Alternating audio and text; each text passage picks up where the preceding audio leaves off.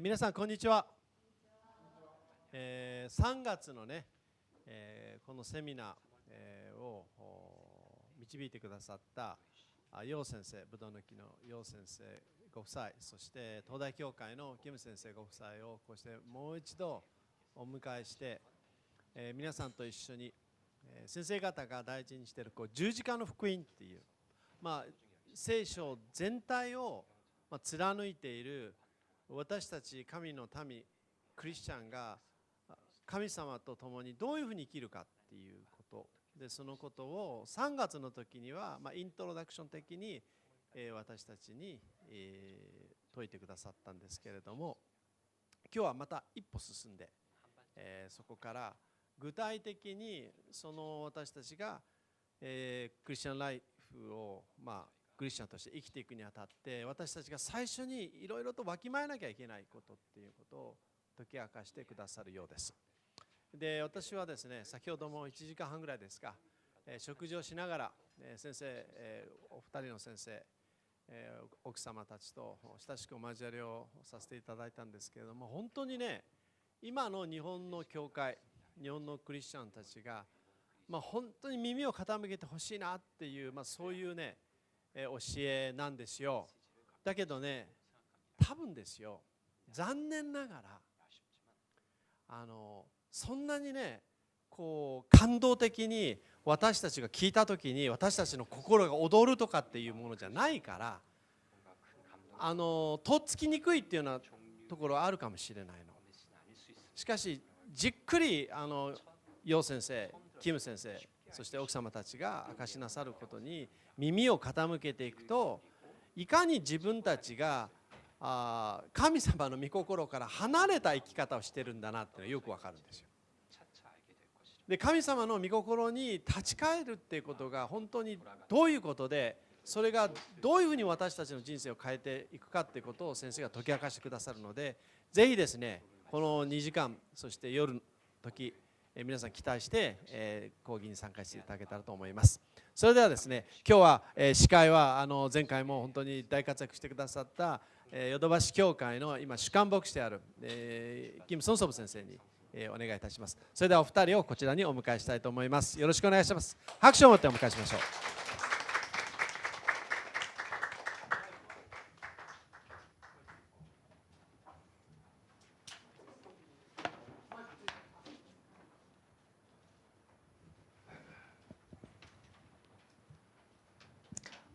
반갑습니다. 皆さん、お久しぶりにお会いできて嬉しいです。こんにちは。 네, 한국에서 온 여주봉 목사입니다. 韓国から参りましたヨジュボンです。 초대해 주셔서 감사합니다. お招きいただき誠にありがとうございます。 혹시 지난번 우리가 3월에 왔을 때 다 참석하셨나요? 3月のセミナーに参加された方、この中にいらっしゃいますか？ 참석하시면 한번 손 들어보실래요? はい、手を挙げていただけますか？3月にも参加された方、 감사합니다. ありがとうございます。 이제 설교가 다 이어지기 때문에요. そこからつながる今日の内容です。 또 지난번 게 매우 중요하고 해서 前回のイントロも非常に重要なパートでした。 그러니까 아마 JTJ 신학교 홈페이지에 가면 올라가 있을 걸로 알고 있어요. JTJ を通してその3月のセミナーも聞けるんじゃないかなと。ですよね。はい。 지난번에 안 오신 분들은 들으시면 나중에라도 들으시면 좋겠습니다. 後でも3月の内容もお聞きいただければより理解が深まると思います。 그러니까 오늘 오후 저녁 이렇게 해서 3일 동안 6번 하잖아요. 毎日午後と夜3日間6回のセミナーです。 이 6번이 다 연결될 겁니다. すべてがつながった内容です。 그러니까 그때그때 이렇게 단편적으로 파편적인 부분을 전하는 게 아니고요. 1回きりの破片的な内容ではなくてですね、 전체적인 큰 그림의 한 부분을 전하기 때문에 大きなビッグピクチャーを描いていく一部一部であります。 그러니까 전체를 참석하시면 훨씬 더 잘 보실 수 있을 거라고 생각합니다. 要するに毎回来てくださいというお話です。 네, 그렇게 하시면 좋겠고요. そうしてくだされば幸いです。 혹시 못하신 분들은 이게 녹화된 걸로 알고 있으니까 나중에 이렇게 테이프라도 꼭 들으시면 좋겠습니다. 都合がよろしくない方は録画されたものを後ででもご覧になってください。 그러니까 오늘은 첫 시간으로 그 우리 신앙의 가장 핵심적이고 기본적인 십자가 복음의 삶의 전체적인 그림을 좀 살펴보려고 합니다. 最初の時間は私たちの福音理解において一番大切な十字架の理解についての大きな絵をまず描いてみたいと思います。 그러니까 성경이 말하는 복음은 십자가의 복음이잖아요. 聖書が語る福音とは十字架の福音です。 다른 복음이 없죠. その他の福音はありません。 그거 명확한 거죠. それは明確なことです。 근데 그 십자가의 복음이 우리 삶에서 살고 그 복음을 그 복음의 열매가 나타나려면 제가 지금 살펴보는 전체적인 그림이 반드시 중요하다고 믿습니다. でもその十字架の福音が私たちの中で生きて、そして実を結ぶためには、これから説明するこの大きな全体的な絵を持っていないといけないんです。 사실 이거는 뭐 제가 처음 말하는 게 아니고요. もちろんこれは私が作り出した内容ではありません。 교회 역사를 보더라도 종교 지도자, 그러니까 교계 지도자들이 늘 해왔던 얘기고요. 教会の歴史で教会の指導者たちがいつも語っていた同じ内容です。 특별히 마틴 루터, 존 칼빈 등 종교 개혁자들이 강조했던 부분이기도 합니다. 特にマルチン・ルーターやジャン・カルバンなどの宗教改革者たちが強調した内容です。 그래서 그것을 그림으로 표현하면 이렇게 표현할 수 있다고 생각합니다. 그림을 한번 それをこう 보여주시면. 図にするとこういうものだと私はイメージしています。 네, 그러니까 우리 신앙은 철저하게 하나님의 말씀에 기초한 삶이죠. 私たちの信仰は神様の御言葉に基づいています。 말씀이 한 삶이잖아요. 御言葉が私たちの人生を 그러니까 変え 그 ます。 토대 위에서 저는 이 네 가지 그 요소가 같이 간다고 생각합니다. 聖書の御言葉の土台の上に4つの要素が載っています。 그러니까 오직 은혜에 의한 삶, ただ恵みによる生き方、 오직 성령에 의한 삶, ただ聖霊により頼む生き方、 오직 십자가에 의한 삶, ただ十字架により頼む生き方、 오직 믿음에 의한 삶. ただ信仰による生き方。 근데 제가 이거를 이렇게 그림으로 그러니까 상자로 표현한 것은요. これは箱型にした理由があります。 이 삶을 통해서 우리 신앙의 본질을 추구하는 게 결국 십자가 복음의 삶입니다. 信仰の本質を求めるのが十字架の福音だと思います。 말씀드린 대로 종교 개혁자들이 표현을 약간 다르게 했을지 모르지만 정확히 같은 내용을 말했다고 저는 확신합니다. 宗教改革者たちが言ったことは表現は異なるかもしれませんが同じことだと思います。 자, 그러면 신앙의 본질에 대해서 잠깐 먼저 살펴볼 텐데요. では信仰の本質に迫ってみましょ 신앙의 본질, 그러면 신앙의 핵심, 가장 기본적인 부분을 말하는 う。 거죠. 信仰の本質、核心、一番中心になることです。 그건 두 가지 요소가 동전의 양면처럼 같이 있다고 생각합니다. それは信仰の本質と2つのことがこう表裏一体のように1つのことです。 그러니까 우리 신앙은 무엇보다 하나님과 친밀한 교제입니다. まず第一に神様との親密な交わり。 지난번에 살펴보았기 때문에 제가 이번에 다시 살펴볼 수 없습니다. これは3月のセミナーでお話ししたので詳しくは語りません。 앞으로 제가 더 이렇게 저를 초청해 주신다면 더 이런 부분도 상세하게 살펴볼 수 있습니다만은 もし次回があれば、これはまたもう一度振り返ることもできると思い 이 ます。 시간은 전체적인 그림을 좀 보기를 원해서요.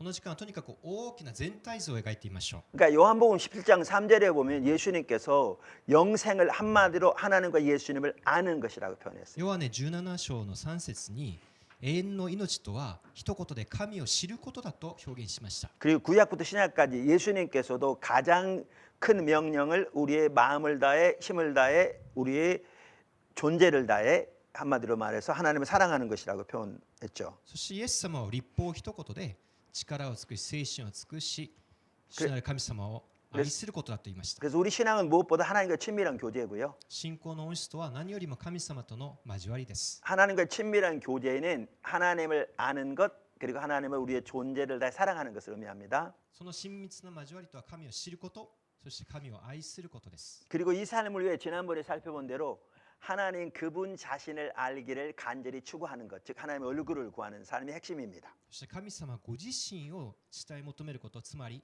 神の御顔を仰ぐ生き方であります。 이거와 같이 가는 게 하나님의 행하심을 보고 온 사람으로 동참하는 것입니다. そしてこれといつも一体ですが、神の御業を真心から見てそれに 그러니까 参加すること。 하나님께서 이 시대에도 하나님의 목적을 이루어가고 계시거든요. 神様は今日も働いておられます。 일본에서도 세계에서도. 日本でも世界でも。 그리고 하나님의 사람들에게 하나님의 행하심을 보이십니다. そしてご自身の民にご自身の御業を見せてくださいます。 그러면 하나님의 사람들은 하나님과 친밀한 교제 가운데서 그 시대라는 하나님의 목적, 하나님께서 그 시대에 행하고 계신 일을 보고 그 일에 온 사람으로 동참하는 거죠. 神の民はその時代に神様がしておられることを見てその働きに参加することができるのです。 이 일을 위해서 핵심이 전적인 순종이고요. そのために必要なのは全く従順。 우리 힘으로 할 수 없게 하나님만을 온전히 신뢰하는 온전한 신뢰입니다. 自分の力でなく完全に神様に頼る信頼です。 그리고 그렇게 하나님께 순종으로 나아갈 때 하나님께서 우리를 통해서 하나님의 목적을 이루시죠. そうするときに主は私たちの従順を用いてご自身の働きをなされるのです。 그러니까 이 일을 위해서 PLO라는 것은 pray, 그러니까 날마다 하나님을 찾으면서 기도하는 중에 L listen, 하나님의 음성을 듣고 이 말은 뭐 반드시 귀로 듣는 걸 말하는 게 아니라 하나님과 관계에서 하나님의 뜻, 의중을 발견하고 obey, 순종하는 삶이 우리의 패턴이 삶의 패턴이 되는 걸 말하는 거죠. PLO とは pray 神に祈り L listen 神の御言葉を日々聞きそして obey 神の御言葉にいつも従うそういう生き方生活となっていることです。 그러니까 예수님께서 정확하게 이 삶을 사셨거든요. イエス様はまさしくこのような生き方をされました。 요한복음에 보면 이 부분을 아주 잘 알 수 있습니다. ヨハネの福音書はこれを明確にしています。 그러니까 요한복음 예수님은 무엇보다 하나님과 친밀한 교제 가운데 사셨거든요. 何よりもヨハネを見るとイエス様は神様との親しい交わりを大切にされました。 요한복음 10장 37절 38절 보시면 ヨハネ 이렇게 10章 말합니다. の37、38節。 읽어보시죠. ヨハネ10章の37、38節をお読みします。もし私が父の技を行っていないのであれば私を信じなくてもよい。しかし行っているのであれば私を信じなくてもその技を信じなさい。そうすれば父が私のうちにおられ私が父のうちにいることをあなたたちは知りまた悟ることだろう。 여기 보시면 예수님이 아버지 안에 아버지가 예수님 안에 계신다라고 말씀하십니다. イエス様が父の中に父が私の中にとイエス様はお互いの関係を語ってい 이 ます。 말씀은 요한복음과 요한일서에 보면 예수님이 가지셨던 하나님과 친밀한 교제를 말합니다. これはイエス様と父なる神様との間の親しい交わりです。 여러분 제 말 들을 필요 없습니다. 주석 보시면 학자들이 다 그렇게 얘기하고 있습니다. 私のことを信じなくてもあらゆる聖書の仲介書を見ても同じことを言うでしょう。 그리고 이 친밀한 교제에서 여기 보시면 예수님이 행하신 모든 일이 나왔다 이렇게 말합니다. そしてこの親しい交わりの中で全ての技が行われると神の技が行われていると語っているんです。 요한복음 14장 10절 이하도 마찬가지죠. ヨハネの14章の10節も同じです。 10절 11절 읽어보시죠. 14章、ヨハネ14章10節と11節をお読みします。私が父のうちにおり、父が私のうちにおられることを信じないのか、私があなた方に言う言葉は自分から話しているのではない。私のうちにおられる父がその技を行っておられるのである。私が父のうちにおり、父が私のうちにおられると、私が言うのを信じなさい。もしそれを信じないなら、技そのものによって信じなさい。 여기도 보시면 예수님이 아버지 안에 아버지가 예수님 안에 계시는 그 관계 가운데 늘 머물러 계신 걸 말하고 있고요. ここでも同じですね。父と御子とのお互いの中にいる関係です。 그 관계에서 예수님이 행하신 모든 일, 모든 사역뿐만 아니라 예수님이 전하신 모든 말씀도 그 관계에서 나왔다고 そ 말합니다. の関係の中からイエス様のすべての技、のみならずイエス様のすべての言葉がそこから来ているのです。 이처럼 예수님께서도 아버지 안에 아버지가 예수님을 가시는 안에 거하시는 친밀한 교제 가운데 사셨고요. イエス様ご自身が父なる神様とそのような親しい交わりの中に来ました。 그리고 거기에서 예수님이 하신 모든 사역, 예수님 전하신 모든 말씀이 나왔습니다. その交わりからイエス様のすべての言葉と行いが出てきたのです。 근데 그러면 하나님과 친밀한 교제에서 어떻게 사역을 감당하셨는가 그걸 구체적으로 말하는 구절이 요한복음 5장 17절, 19절, 20절입니다. そしてヨハネの5章にどうやって具体的にイエス様のその働きと技が現れるのかが書いてあります。 5장 17절, 19절, 20절 한번 읽어보시죠. 5章の17、19、20節を読みします。イエスはお答えになった。私の父は今もなお働いておられる。だから私も働くのだ。そこでイエスは彼らに言われた。はっきり言っておく。子は父のなさることを見なければ自分から何事もできない。父がなさることは何でも子もその通りにする。 그러니까 예수님이 하신 말씀이거든요. これはイエス様ご自身の言葉です。 예수님이 자신이 어떻게 사역을 감당하신가 그걸 표현하신 겁니다. イエス様ご自身が何をもとに働いておられるのかを語りました。 요약하면 이렇게 말할 수 있죠. 要約するならばこう言えるでしょう。 아버지가 오늘까지 일하신다. 父が働いておられる。 나도 일한다. 私も働く。 나는 스스로 아무것도 할 수 없다. 私は自らは何もできない。 하나님의 아들이 하신 얘기입니다. これは神の子ご自身の言葉です。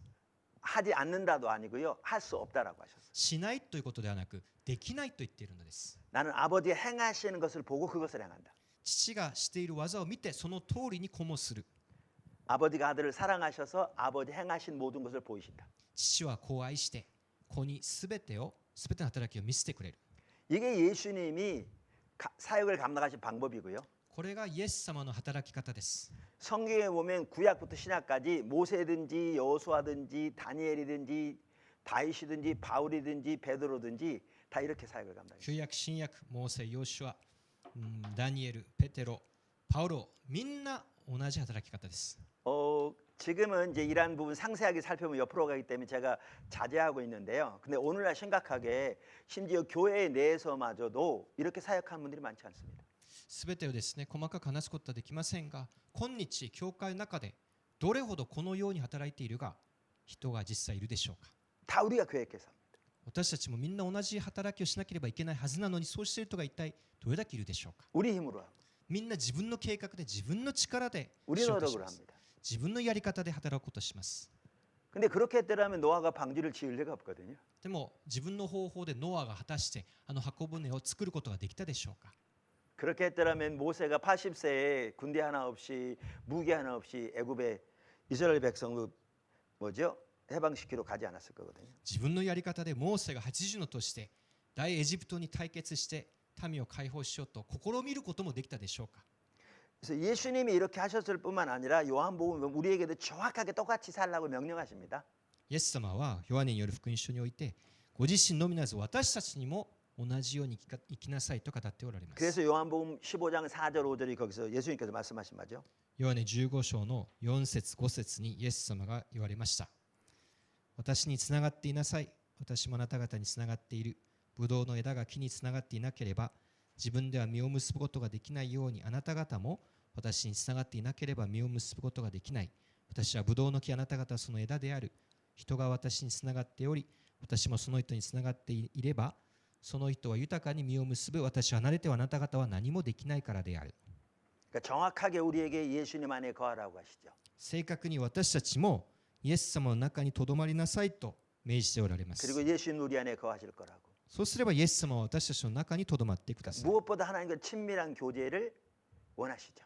神様との親密な交わりを私たちも求めておられるんです。 그러면서 너희가 나를 떠나서는 아무것도 스스로 할 수 없다 그랬잖아요. そしてあなた方が私を離れては何もできないと言っているのです。 이 말을 이 구절만 보면 그 말이 무슨 뜻인지 모르는데요. この言葉だけ抜き取れば何のことかよくわからないかもしれません。 요한복음 전체를 보면 무슨 말인지 압니다. でもヨハネの福音書全体を見ればその意味が明らかになります。 아까 예수님이 사신 삶 살펴봤잖아요. さっきイエス様の生き方を私たちは見まし 그리고 た。 예수님이 사역하신 것 살펴봤잖아요. イエス様の働き方を見ました。 그러면서 예수님도 말씀하셨거든요. 나는 스스로 아무것도 할 수 없다. イエス様はご自身が言いました。私は自ら何もできない。 하나님의 아들이 하신 말씀입니다. 神の御子ご自身の言葉です。 나는 아버지가 행하신 걸 본다. 父のなさることを私は見た。 그것을 나도 행한다. それを私も行う。 그러니까 여기 보면 너희가 나를 떠나서 아무것도 스스로 할 수 없다는 말은 정확하게 우리도 예수님처럼 하라 그 얘기입니다. だから私たちに私を離れてあなた方も何もできないということはイエス様の通りにあなた方も生きなさいという言葉です。 그래서 신구약 전체를 보면 이게 우리 신앙의 본질입니다. 旧約新約全体のこれが福音の本質です。 제가 이제 지난번에 나눴기 때문에 이제 다시 나누기가 그러긴 한데요. これ3月からのお話ししたところのちょっと重複したところですが、 이제 저 같은 경우에는 이제 신학 대학원을 미국에서 했어요. 私はこの進学修士課程をアメリカでしました。 그러니까 80년 1월에 미국 가서 87년 3월에 돌아왔어요. 1980年にアメリカに渡って83年に韓国に戻りました。 목사님은 프린스턴에서 그 박사하셨는데 この通訳者はプリンストン神学大学で博士課程をしましたが、 저도 이제 박사를 프린스턴 신학대학원의 신학 부분에 들어갔죠. 私も同じ神学大学院の新薬学博士課程に入学しました。 86년에 1986年、 오래전이죠. かなり前のことですが、 근데 이제 특별히 신학 분야에서는 이제 제 신앙과 너무나 이해가 다르더라고요. でも新薬学では私の信仰理解と合わないところがありました。 이제 그래서 이제 한 1년 가까이 있다가 그냥 중단하고 저는 이제 목회할 사람이 한국 돌아왔죠. そこで1年後に中断して牧会のために牧会をしようと韓国に戻りました。 그래서 한국 와서 이제 목회를 하는데 열심히 했어요. 自分なりには熱心に牧会に専念しました。 한국 교회는 다 새벽기도 하거든요. 韓国教会は蒼天祈祷会から熱心です。 매일 새벽에 성도들이 모여서 당연히 목회자는 예배 인도해야 되니까. 毎朝信徒が来るから牧師も当たり前に行かなきゃなりません。 그래서 새벽기도는 기본이고요. 蒼天祈祷会は基本でですね。 또 저녁마다 모여서 특별 기도한 거예요. また夜ごとに集まって特 일주일에 別祈祷会をしまし 그러니까 た。 하루에 2번씩 그냥 기도하는 거죠. 1日2回は祈祷会をするわけです。 그리고 이제 교회를 이제 세우기 위해서 나름대로 열심히 했죠. そして教会をしっかり立てるために自分なりには最善を尽くしました。 노방전도도 나가고요. 路傍伝道もしました。 몇 명 안 되는 청년들 데리고 많은 사람들이 사는 아파트 단지에 가서 찬양하면서 그 지역을 기도하기도 하고요. 数少ない青年たち連れてこのアパート団地に行ってですね、そこで伝道もしました。 지나가는 사람들이 쳐다보면 좀 창피하긴 하지만 그래도 뭐 이렇게 하기도 하고요. この通行人から見られて恥ずかしい思いもしながら一生懸命伝道もしました。 전도 대상자들을 이렇게 찾아서 일주일에 한 번씩 전도 편지 다 보내고요. 伝道対象者に向かっては1週間に1回一人一人に手紙を書きました。 한국에 그 당시에 예수 큰 잔치라고 해서 6개월 동안 준비해가지고 뭐죠? 하루에 8번 8부로 예배 드리면서 각 이 부마다 연예인들 초청해서 전도 집회도 하고요. 6ヶ月間ですね、毎日のように大規模の礼拝を行う、伝道イベントも行いました。芸能人も呼びました。 그리고 주부 영어 성경본부를 만들어서 이렇게 전단지를 이렇게 직접 아파트 단지만 다 돌리고요. 主婦のための英語聖書の学びも作って自分でチラシ作って団地の一軒一軒に全部それを入れました。ポスティングもしました。 그래서 오면 이제 그들을 이제 성경 공부 가르치고요. 来る人がいれば一生懸命聖書を教え、 그리고 이제 교회가 작다 보니까 경제적 어려우니까 우리 애들도 되게 어려운 거죠. 옷도 허름하고 뭐 이래요. 教会がまだ小さいですから私の生活も困難で子供たちも苦労させました。服もいい服も新しい服も買ってあげられません。 그리고 그 지역은 이렇게 부촌이었는데 우리 애들이 학교를 가면 다른 애들 우리 애들 놀리는 거예요. 옷이 허름하니까. でもその地域は比較的裕福で、うちの子供たちはですね、お下がりばっかり着てるからいつもいじめられました。 제 아내는 토요일 날이면 한숨도 잠을 안 잤어요. 私の妻は土曜日は一睡もできません。 밤새도록 음식 준비하는 거예요. 夜通し日曜日に信たち食べさせる料理を作るん 그 で 다음날 す。 성도들 오면 그 이제 먹이려고. そして信たちに次のように食べさせるためですね。 그리고 이제 성도들 애들 데리고 은혜 받게 하려고 다 예배 드리고 애들 몽땅 모아가지고 혼자 다 보는 거예요. そして礼拝中は子供たちをみんな集めて子供たちの相手をします。 그러다 보면 이제 애들을 이렇게 큰 애들 이렇게 좀 무거운 애들 앉다 보니까 허리가 삐끗해 쓰러지기도 하고. それから子供の中にはちょっと重たい子供がいて、そういう子守りをしていると腰も痛めてしまいました。 그러니까 최선이라고는 감히 말할 수 없을지 모르지만 교회를 세우기 위해서 나름대로 열심히 했습니다. 最善と言い切ることはできませんが、自分なりには本当に頑張りました。 근데 교회가 잘 안 세워지더라고요. でも教会がうまくいかないんです。 그래서 제 머릿속에는 사역은 거의 불가능한 거 이게 아예 각인돼 있었어요. だから私の頭の中には教会の働きは難しい、不可能だ、そんな先入観がもうついていました。 그래서 그 당시에 청자년 성도가 한 30명 남짓됐어요. 私の教会当時この大人がですね30名ぐらいだったんですね。 근데 그 30명 중에 그때는 이제 구역이 작년 구역이 둘이었는데 한 개 구역은 구역 예배 모이면 이제 교회 불평하고 저에 대해 불평하고 전체가 교회를 떠나려고 그러는 거예요. 地域の集まり2つにして集めてたんですけど、その地域の集まりをすれば牧師の悪口言って教会の悪口をして教会を離れてしまうんです。 아니 나름대로 열심히 했는데도 그렇게 안 돼가지고 그런 상태인데 그나마 있는 성도 반이 교회를 떠나려고 그러니까 얼마나 힘들어요? 新しいと伝道しようとそれだけ頑張ってもうまくいかないところ、既存の信徒の半分が教会を去ってしまったから、私は本当にもうやる気を失ってしまいました。 그래서 금식하며 기도했어요. 断食しながら祈りました。 저는 금식 지금도 잘 못해요. 今も断食は本当に苦手です。 저는 금식 생각만 해도 오금이 저리는 사람이에요. 断食の考えだけしてももうちょっと怖くなってしまいます。 근데 이제 워낙 교회가 어려우니까 금식하며 기도했어요. でも本当に教会が困難であるから致し方なく断食をしました。 근데 이틀째인지 3일째인지 하나님께서 성령을 통해 또렷하게 제 마음속에 말씀하시더라고요. でも2日目だったでしょうか、3日目だったでしょうか、聖霊が明確な声で私に語りました。 이게 저한테는 전환점이었어요. これが私にとってのターニングポイントです。 완전히 근본적인 전환점이었죠. これは本質的な根本的な転換点です。 그게 뭐였냐면요. その言葉は 주님이 저에게 主が私に 네가 날 사랑하지 않는구나 그러시더라고요. お前は私を愛していないと言うのです。 그러니까 그렇게 말씀하시면서 깨닫게 하신 게 그거였어요. その言葉を通して私に気づかせてくださったことがあります。 나름대로 열심히 목회했어요. 私も一生懸命にやりました。 같이 공부하던 뭐 한국 분들 대부분 미국에 남았지 한국에 온 사람 거의 없어요. 私の持っているものをあらゆるものを注いで最善を尽くしました。 근데 한국에 와서 정말 고생도 많이 하고 그 열심히 했죠. アメリカから学んで帰ってきて苦労もしました。 다 주를 위해서. すべては主のためにと思ったんです。 근데 주님이 딱 깨닫게 하신 게 で 그거였어요. も主が気づかせてくださいました。 하나님은 살아계신 인격체인데 主は生きておられる方。 그분을 위해서 교회를 세우려고 나름대로 열심히 했을지 몰라도 そのために何か一生懸命教会建てようとしたかもしれません。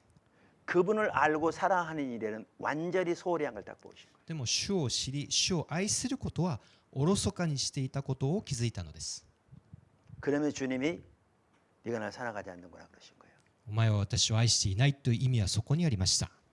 이게 저한테는 완전히 그냥 계시의 순간이라고 그럴까요? 완전히 전환점이었어요. 私にとってはそれはもう啓示の瞬間、ターニングポイントの瞬間でした。 이게 딱 보여지니까 저 같은 경우 중심에서 회개가 되더라고요.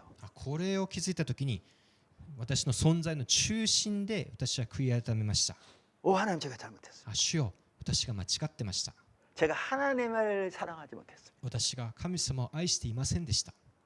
그리고 이게 보이니까 저 같은 경우에는 교회를 성장시키려는 모든 노력이 내려지더라고요. これを気づいたときに教会を成長させようとする努力をすべて手放しました。 내가 하나님도 알지 못하면서. 私が神様も知らないのに。 근데 이 말을 또 이해하려면요. 하나님을 안다는 말이 무슨 뜻인지가 이해돼야 돼요. もちろんこれをお伝えするためには神を知ることが何かをまずお伝えしなければなりません。 제가 지금 그걸 또 설명하려면 많이 옆으로 가기 때문에 간단히만 얘기할게요. それをまた詳しくすると時間が過ぎてしまいますので簡単にお話ししますが、 성경에서 말하는 하나님을 안다는 말은 하나님에 관해서 성경적인 지식을 갖는 것을 말하는 게 아니에요. 聖書の言う神を知るということは神様について知る、神様のためについての情報を知るということではありません。 하나님을 알기 위해서는 하나님에 관한 올바른 성경적인 지식이 중요해요. 神様を知るためには神様について正しい情報を持つことは重要なことです。 그래서 신학 교육이 중요해요. だから神学、教育は大切なことです。 하나님 중적인 성경 신학 교육이 중요해요. 聖書を学ぶことは重要なことです。 모처럼 컵처럼 このコップの器のように 로이드 존스 목사님은 하나님에 관한 올바른 성경적인 지식을 컵에 비유했거든요. マーティン・ロイド・ジョン先生は神様について知る情報を器、コップのに例えました。 그리고 하나님을 아는 시기 그분은 우유에 비교했거든요. そして神を知ることをそこに収める牛乳に例えました。 그러니까 우유를 담으려면 컵이 있어야 되는 거죠. 牛乳を入れるためには器が必要です。 그러니까 하나님을 알려면 하나님에 관한 올바른 성경적인 지식이 있어야 되는 거예요. 神を知るためには神様についての知識が必要で 이거는 す。 아무리 강조해도 지나침이 없을 만큼 중요해요. これは強調しても強調しきれない部分です。 근데 문제는 컵만 있으면 でもコップだけでは 우유가 없으면 牛乳がないと 이걸 죽은 정통주의라고 그래요. これを死んだ正当主義だと呼びます。 교리는 정통인데 教理は正しい正当ですけど 생명이 없는 そこに命がない、 죽어 있는 死んだ 그 대표적인 인물이 바리새인들이었어요. その代表的な存在がファリサイ派の人たちです。 바리새인 성경 지식은 뛰어났어요. ファリサイ派たちは聖書知識は卓越でした。 예수님 인정할 만큼. イエス様もそれは認めまし 그리고 た。 그들의 지식은 정통적이었어요. 彼らの知識は正当的です。 근데 예수님은 그들이 하나님을 전혀 알지 못했다고 말하고 있어요. でもイエス様は彼らは神を全く知らないと断言されました。 성경이 말하고 있어요. 聖書に書いてあります。 그러니까 하나님을 전혀 모르니까 그 시대를 향한 하나님의 목적도 전혀 모르는 거죠. 神を知らないから神の目的も知らない。 그래서 예수님께서 너희가 날씨는 분별할 줄 알면서 だからイエス様は言いました。お前たちは天気は見分けながらも 이 시대의 표적은 전혀 분별하지 こ 못한다. の時代の印は全く見分けられないのか。 그들이 그토록 연구하는 성경이 예언하는 메시아가 오셔서 하나님의 구속을 이루고 계셨는데 それだけ彼らが精通している聖書が予言したメシアが目の前に現れたのに、 그들은 하나님을 섬긴다고 하면서 그 메시아를 사사건건 대적한 사람들이죠. 彼は神に仕えると言いながらそのメシアにあらゆることで敵対しました。 그래서 성경이 말하는 하나님을 안다는 말은 聖書が言う神を知るということは、 이렇게 하나님에 관한 올바른 성경적인 지식에 기초화돼 神様を知る知識に基づきますが、 하나님과 인격적인 관계를 통해서 神様との人格的な関係を通 그분의 して 성품과 의도를 아는 걸 말해요. その品性とその身旨を知ることです。 이건 제 말 들을 필요 없어요. 학자들이 다 그렇게 얘기해요. 우리 다 박사님이고 우리 학장님이 다 알아요. 제가 조금이라도 틀리게 말하고 있는 거 다 알아요.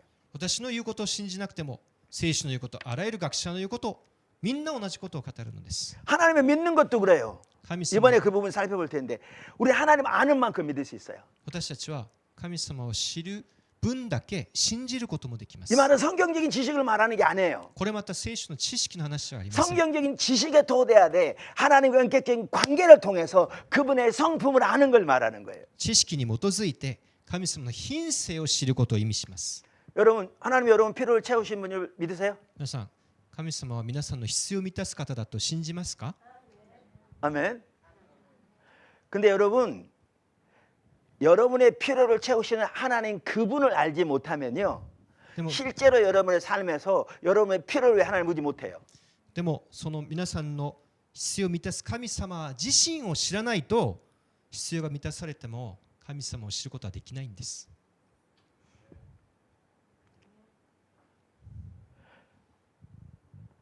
그러니까 여기 요한복음 5장 한번 보실래요? ヨハネの5章を開いてみてください。 여기 마지막 세 절 45, 46, 47 45から47節まで。 여기 보시면 이 구절이요. 쭉 앞에 보시면 예수님이 유대인들에게 하신 말씀이에요. この前の部分はイエス様がユダヤ人たちに語った言葉です。 그러니까 요한복음에서 유대인은 종교 지도자들을 가리켜요. ここでユダヤ人たちとはユダヤ教の宗教指導者たちです。 그래서 요한복음 1장에 보면 유대인이란 말과 바리새인이란 말을 상호 교환적으로 사용하고 있어요. ヨハネ1章ではユダヤ人という言葉とファリサイ人たちという言葉が同じ意味で使われる場合が多いです。 그래서 이 말은 예수님이 바리새인들에게 하셨다고 해도 전혀 틀린 말이 아니에요. だからこの言葉はイエス様がファリサイ派の人たちに向けて語ったと理解してもよろしいでしょう。 한번 45, 46, 47 읽어보세요.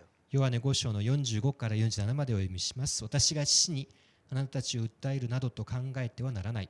あなたたちを訴えるのはあなたたちが頼りにしているモーセなのだ。あなたたちはモーセを信じたのであれば私をも信じたはずだ。モーセは私について書いているからである。しかしモーセの書いたことを信じないのであればどうして私が語ることを信じることができようか。 그들이 하나님의 말씀을 믿었다고요? 안 믿었다고요? 彼らがユダヤ人たちがファリサイ人たちが神様の言葉を信じたでしょうか。 율법을 안 믿었다고요. イエス様は言うんです。あなたたちは立法の言葉自体を信じていないと。 다시 말하면 하나님 안 믿었다고요. つまり神様自身を信じていない。 그럼 여러분 그러고 이제 보니까 바리새인들이 하나님 말씀 안 믿었구나. あ、ファリサイ派の人たちで神様の言葉も信じなかったんだ。 여러분 여기도 말하는 것처럼 바리새인들은요 자기들의 소망을 율법에 두고 산 사람들이에요. 예수님도 이렇게 말씀하시잖아요 여기. でもイエス様自身も認めますが、ファリサイ人たちは自分たちの唯一の希望を立法に置いた人たちです。 그들은 율법을 연구하는 게 그들의 직업이었어요. 立法を研究するのが彼らの生きがい、仕事でした。 바로 그 5장 위에 보시면 그들은 율법에서 영생을 얻는 줄 생각하고 율법을 연구하는 게 그들의 직업이었다니까요. 少し前では彼らは立法の中に永遠の命があると思って聖書を研究していることを自分たちの仕事にしていました。 근데 성경은 그들이 율법을 더 나아가 하나님을 안 믿었다고 말하잖아요. でもイエス様はそんな彼らが神を信じていない、いえ立法さえも信じていないと言っているのです。 하나님을 믿는 것도요. 이제 이번에는 그 부분 못 살펴보지만 아까 그 믿음이 한 삶이 있었잖아요. 한쪽에 이제 거기 그런 게 이제 거기서 다뤄져야 되는데 하나님을 믿는 것도 하나님을 믿으려면 하나님에 관한 올바른 교리를 당연히 우리가 믿어야죠. 근데 그게 성경만 하나님 믿는 게 아니에요. 神を信じるということももちろん神に対する正しい知識が必要ですが、それが全てではないのです。 당연히 그거는 전제돼야죠. それは 컵처럼. 当たり前の前提です。 근데 하나님을 믿는 것은 하나님과의 관계에서 그분을 아는 만큼 그분을 믿을 수 있어요. 神様を知る分だけ神を信じることもできるのです。 제가 그냥 예를 들게요. 一つ例えを挙げましょう。 제가 지금 섬기고 있는 교회가 포도나무 교회입니다. 私が今使えている教会はブドウの木教会と言います。 미국 돌아와서 첫 번째 교회를 개척해서 하나님이 그때 저를 이렇게 어떤 신앙의 본질로 돌이켜 주셨습니다. ア 근본적으로. メリカから戻って最初の開拓教会で本質に気づかせてくださいました。 이제 그런 상황에서 하나님께서 인도하셔서 두 번째 교회 이제 포도나무 교회를 개척하도록 하셨습니다. そこで2番目の教会、今のブドウの木教会を開拓しました。 아까 말씀드린 이제 그렇게 어려웠는데 그렇게 금식하면서 이제 기도하는 중에 이렇게 말씀하신 이제 돌이켜서 주님을 알고 추구했다고 그랬잖아요. 先ほどその苦しい断食の中でそういう御声を聞いて悔い改めました。 이제 그러면서 이제 그때 저를 많이 빚어가시고 세워가셨죠.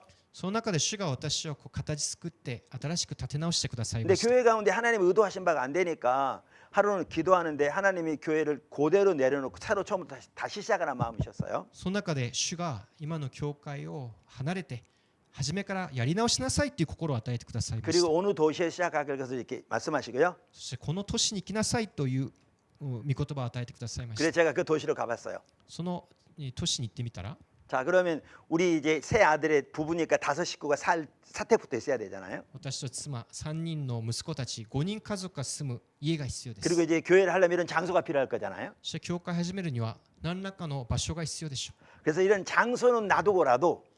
場所は後に置いといて이 사택부터 있어야 이사라도 갈 거잖아요. まずは引っ越し先の家を見つけなければなりません。 근데 가서 알아보니까요 사택을 얻으려면 5천만 원이 필요했어요. でもそういう牧師館を得るためには그러니까 500만 엔. 50万 말하면. 円500万ウォン50万円ぐらいのお金が必要です。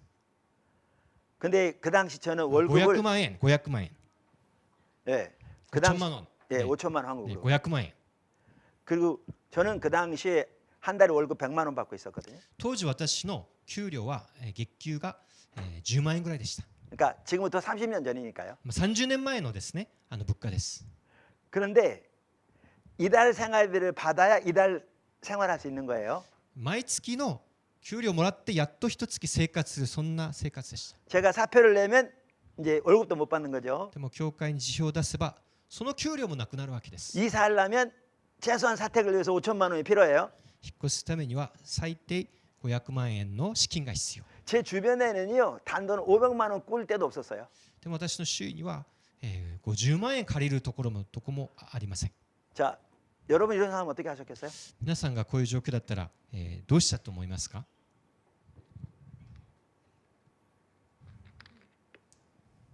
하나님 믿으신다면서요. 神様を信じてるでしょ。 아까 말한 대로 하나님을 믿는 것이 이론적인 지식을 믿는 것에 불과하면 이럴 때 순종 못합니다. 神様を信じるということが理論的な知識のレベルではこういう時に神様に従うことができません。 이 둘이 다릅니다. この2つは異なることです。 성경에 나온 하나님의 사람들 보십시오. 노아든지 뭐 모세든지 아무나 보십시오. 그들이 어떻게 믿음을 하나님께 순종했는지. ノア、モーセ、聖書の人物を見てください。神に従うこととは彼らにとって何を意味しますか？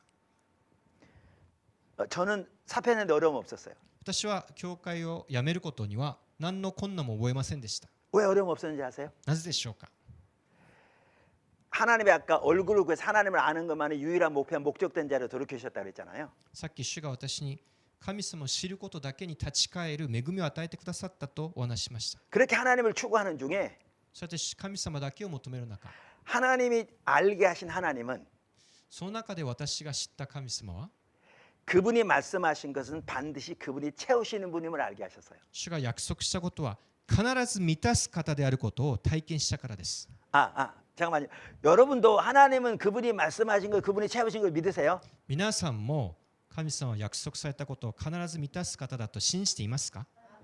성경 하나님은 그런 하나님이죠. 聖書を見ると神様ってそんなお方ですよね。 근데 내가 말한 거는 그 성경적인 지식을 말하는 게 아니라 でも私が言っているのはその聖書の知識のことではありま 그렇게 せん。 하나님을 찾는 중에 하나님이 그런 하나님인 것을 저에게 성령을 통해 깨닫게 하셨다는 거예요. 神様がそういうお方であることを私自ら聖霊で気づいたということです。 그러니까 성경이 말하는 의미에서의 하나님을 알게 하셨다는 거예요. 그 부분에서. 聖書の語る神様を私自分の体験で知ったという意味です。 그래서 사표는 어려움 없었어요.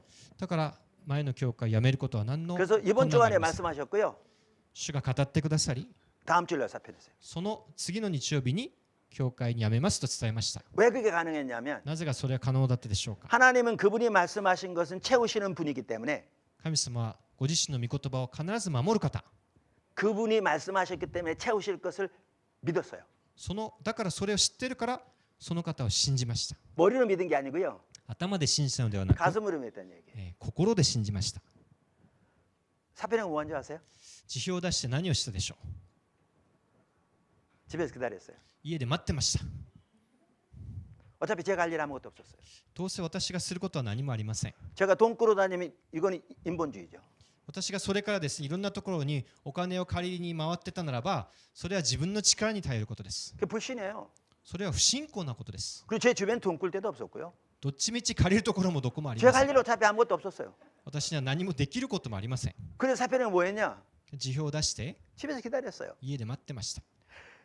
기다린 게 그냥 무작정 기다린 게 아니에요. まあ遊んで待ってたという意味ではありません。 그분이 말씀하셨기 때문에 그분이 채우실 것을 알았어요. 일이 아닌 게 아니라 일이 알았어요. 主が語ったから主が行うことを頭ではなく心で知ったの、信じたのです。 그래서 기다렸어요. だから待ってました。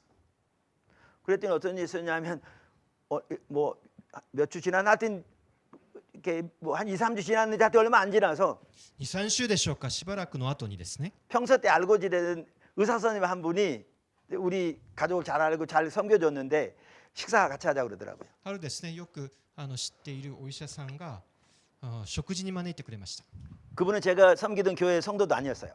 私の教会の信徒でもありません。 근데 이제 개인적으로 잘 알고 있었어요. 個人的に信仰のあるお医者さんです。 그분도 시카고 대학에서 공부하는 분이라 같이 유학파라고 그러는데 하여튼 좀 우리 애들 많이 섬겨주고 그랬어요. アメリカのシカゴで留学された方で、そういう面でも親しいところがあったでしょうか。私は子供たちの面倒をよく見てくれました。 그분이 식사하고 나서 저한테 봉투 하나 주면서 그분이 이제 제가 사표는 걸 알고 있었거든요. 私が教会を辞任したことをその方も知ってたんですね。 식사하고 나서 봉투 하나 주면서 목사님 이거 사택에 쓰시죠 그러더라고요. 食事の後に私に封筒を一つ差し出しながら、先生、新しい牧師館のために使ってくださいっていうのです。 열어봤더니 3천만 원이 들어있었어요. それを開けてみると3000万ウォン、約300万円が入ってました。 그래서 그 다음 날짜로 그 도시에 가서 이제 집을 계약을 했어요. それでそれを持って次の日に不動産屋さんに行って契約しました。 하나님을 아는 만큼 믿을 수 있어요. 神様を知る分だけ信じることができるのです。 근데 하나님을 안다는 말은 단순히 하나님에 관한 성경적인 지식을 말하는 게 아니에요. でも神を知るということはただの聖書の知識だけではありません。 그리고 하나님을 믿는 만큼 그 영광을 경험해요.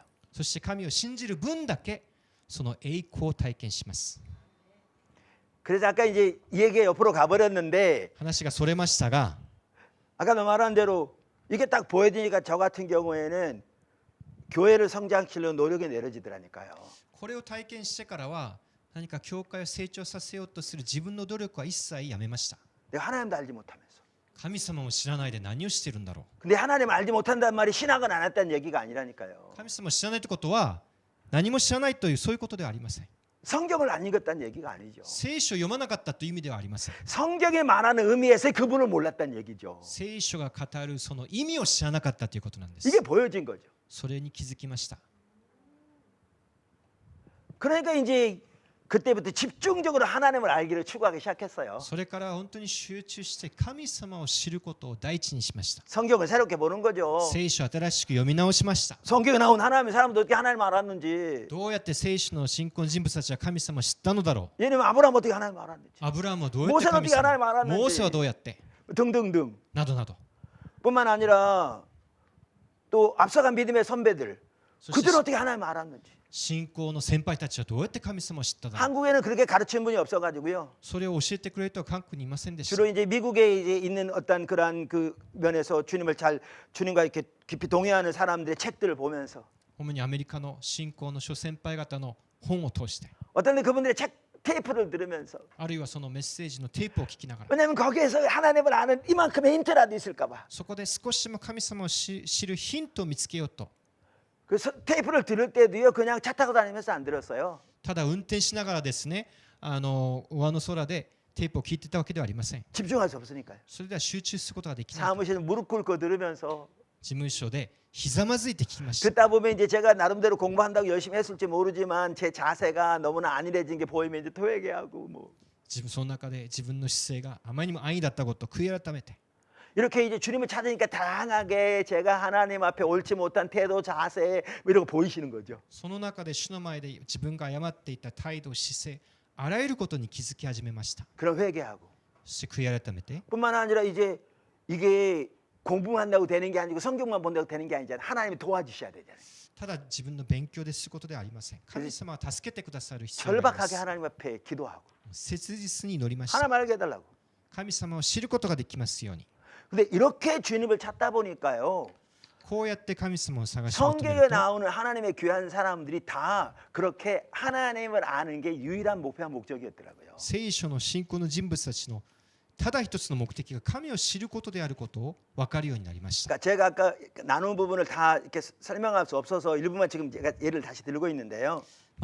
このわずかな例だけを挙げていますが、 그래서 한 부분만 보면 예를 들면 바울 같은 경우에 그런 거죠. 例えば一人だけ見てみるなら使徒パウロを見てみましょう。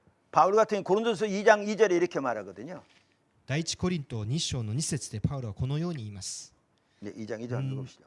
なぜなら私はあなた方の間でイエス・キリスト、それも十字架につけられたキリスト以外何も知るまいと心に決めていたからです。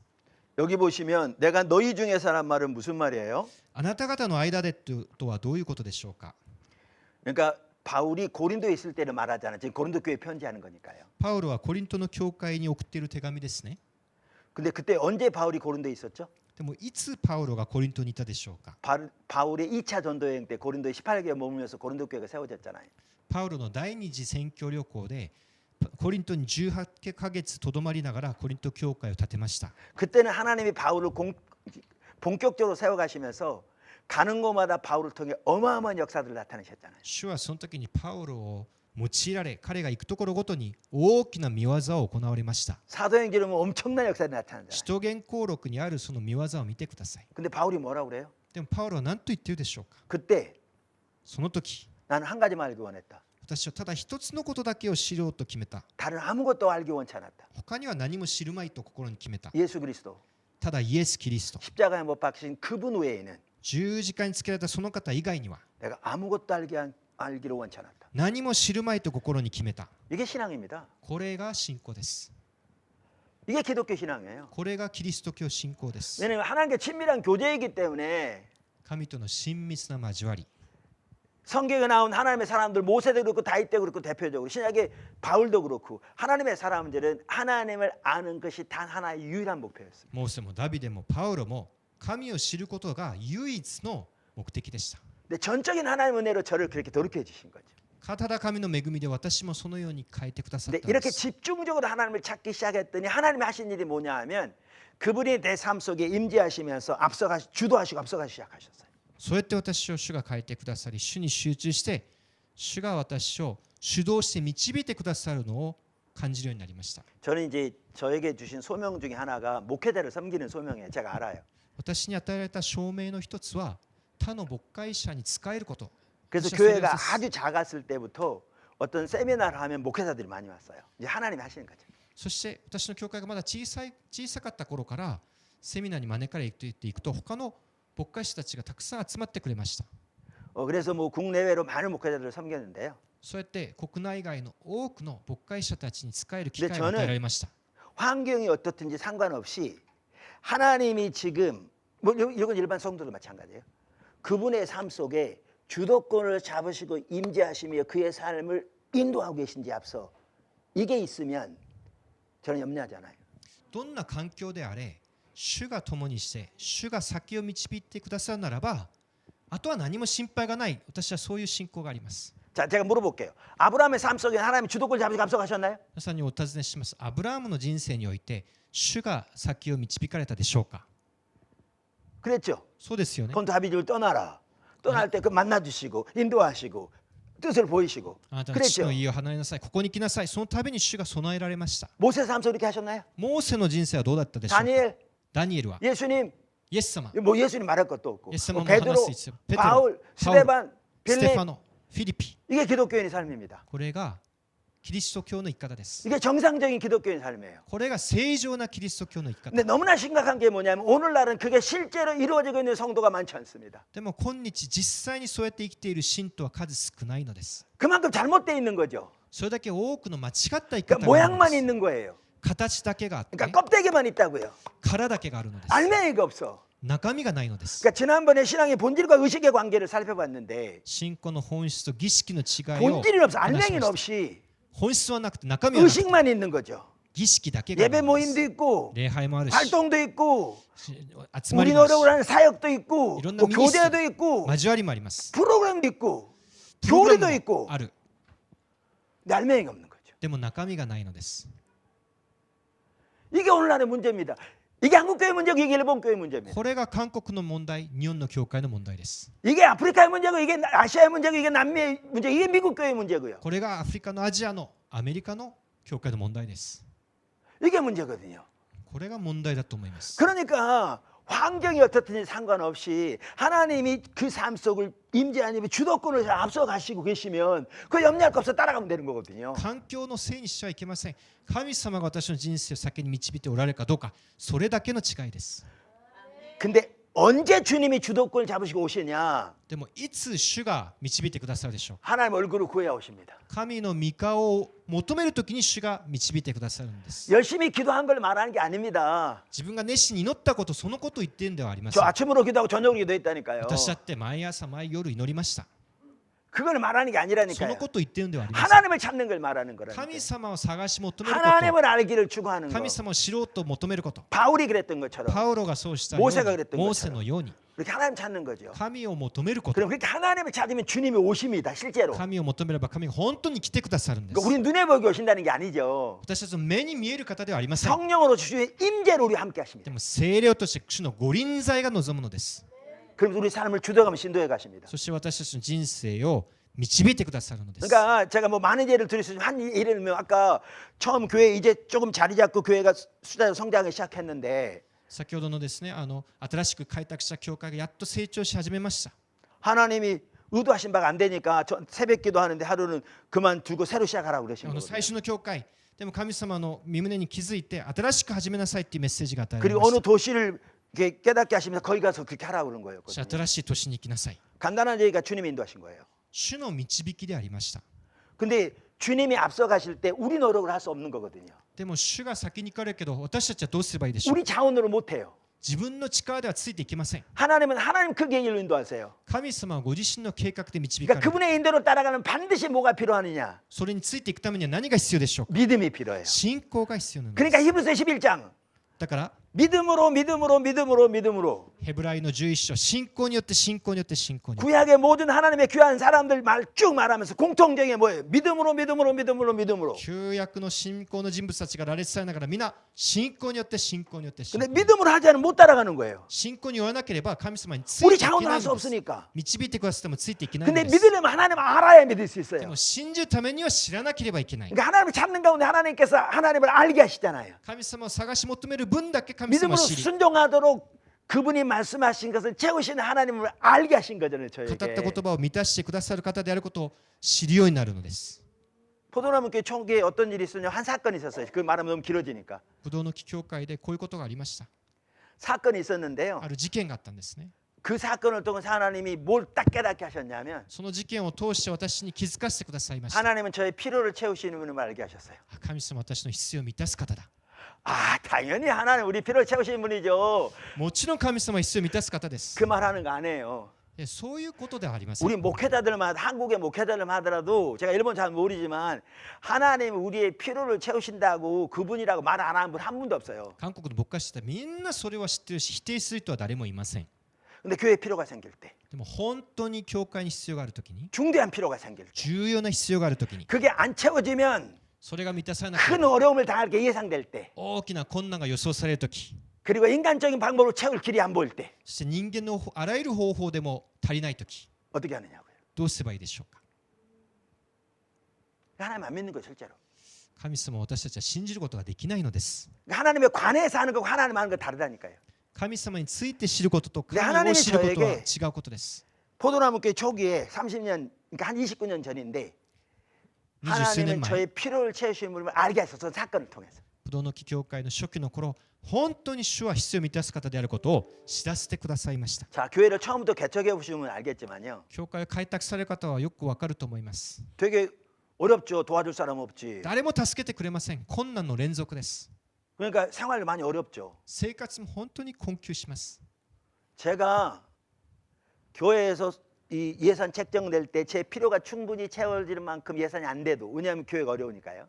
教会もまだまだ微力ですので、予算を立てるときに牧師の生活も十分に保証できないのです。 단 한 번도 교회를 또 교회 중직들을 원망해 본 적이 없어요. でも一度も私は教会を、あるいは教会の役員たちを恨んだことがありません。 단 한 번도. 一度も。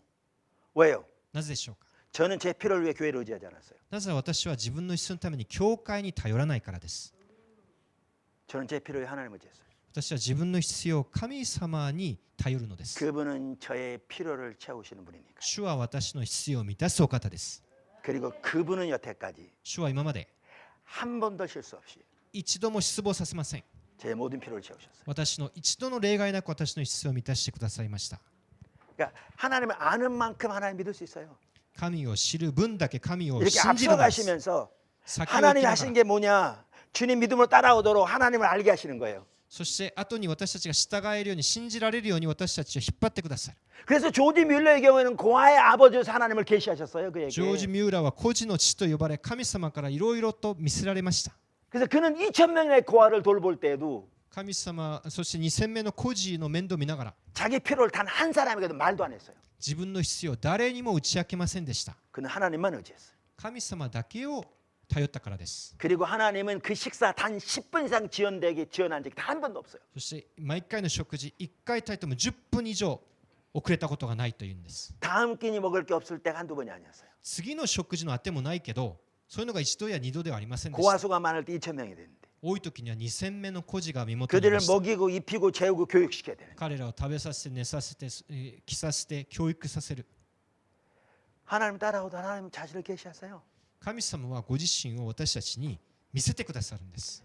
그리고 그렇게 믿음으로 의지하니까 주님 역사하시죠. 信仰でその方に頼れば 교회를 主が 세우게 働いてくださる。 하시고 教会を通して。 그래서 그런 하나님 알리스 믿음으로 순종하게 하시고 そして信仰で従順を与えてくださる。 하나님 믿으니까 신뢰하고 기다리는 중에 하나님께서 그렇게 통해서 역사하셔서 필요를 채우시고 その神様を信じて従順すれば必要が満たされる。 그래서 교회가 세워지게 하신 거죠. そうやって主が教会を建ててくださいました。 그게 신앙의 본질이에요. これが信仰の本質です。 이게 본질이라고요. こ 본질. れが 핵심. 核心なのです。 그래서 이제 지난번에 신앙의 본질과 의식과의 관계 살펴보고 그랬죠. それでこの前のセミナーでですね、信仰の本質について学びました。 그리고 이제 이 부분을 더 살펴봐야 돼요. 앞으로 교회 되면 하나님 아는 걸 좀 더 살펴보기도 하고 하나님 사랑한다는 게 뭔지 살펴보기도 하고 이 하나하나 다 살펴봐야 되는 거죠. 一つ一つのポイントが実はもっと深入りする必要があるポイントです。 근데 이 삶을 살 때 여기 나온 것처럼 우리는 이제 은혜한 삶을 살고 でも次はただ恵みによって生きることを見ていましょう。 성령의 한 삶을 살아야 そ 되고 して聖霊によって生きること。 십자가의 한 삶을 た 살고 だ十字架に頼って生きる。 믿음의 한 삶을 배워야 되는 거죠. 信仰によって生きる 이게 こ 우리 と。 실제 삶이 돼야 돼요. 私たちの実際の生き方です。 그때 하나님께 놀라우게 역사하실 거거든요. その時に神様が驚くべき働きをなさ 정말 る 이 んで 시대에 す。 놀라우게 역사하세요. 驚くべき働きを今日なさるのです。 그래서 이제 이게 우리 전체적인 우리 십자가 우리 신앙의 어떤 가장 기본이라고 이 핵심이라고 할 수 있는 십자가 복음의 삶의 전체적인 그림이에요. 그냥 그림 전체를 보여드린 거예요. これがですね、十字架の福音によって生きる生き方の全体図であります。 자, 쉬었다 할까요? いえ、じゃあちょっと休憩をしましょうか。 그럼 10분 쉬었다 하겠습니다. じゃあ10分休憩いたします。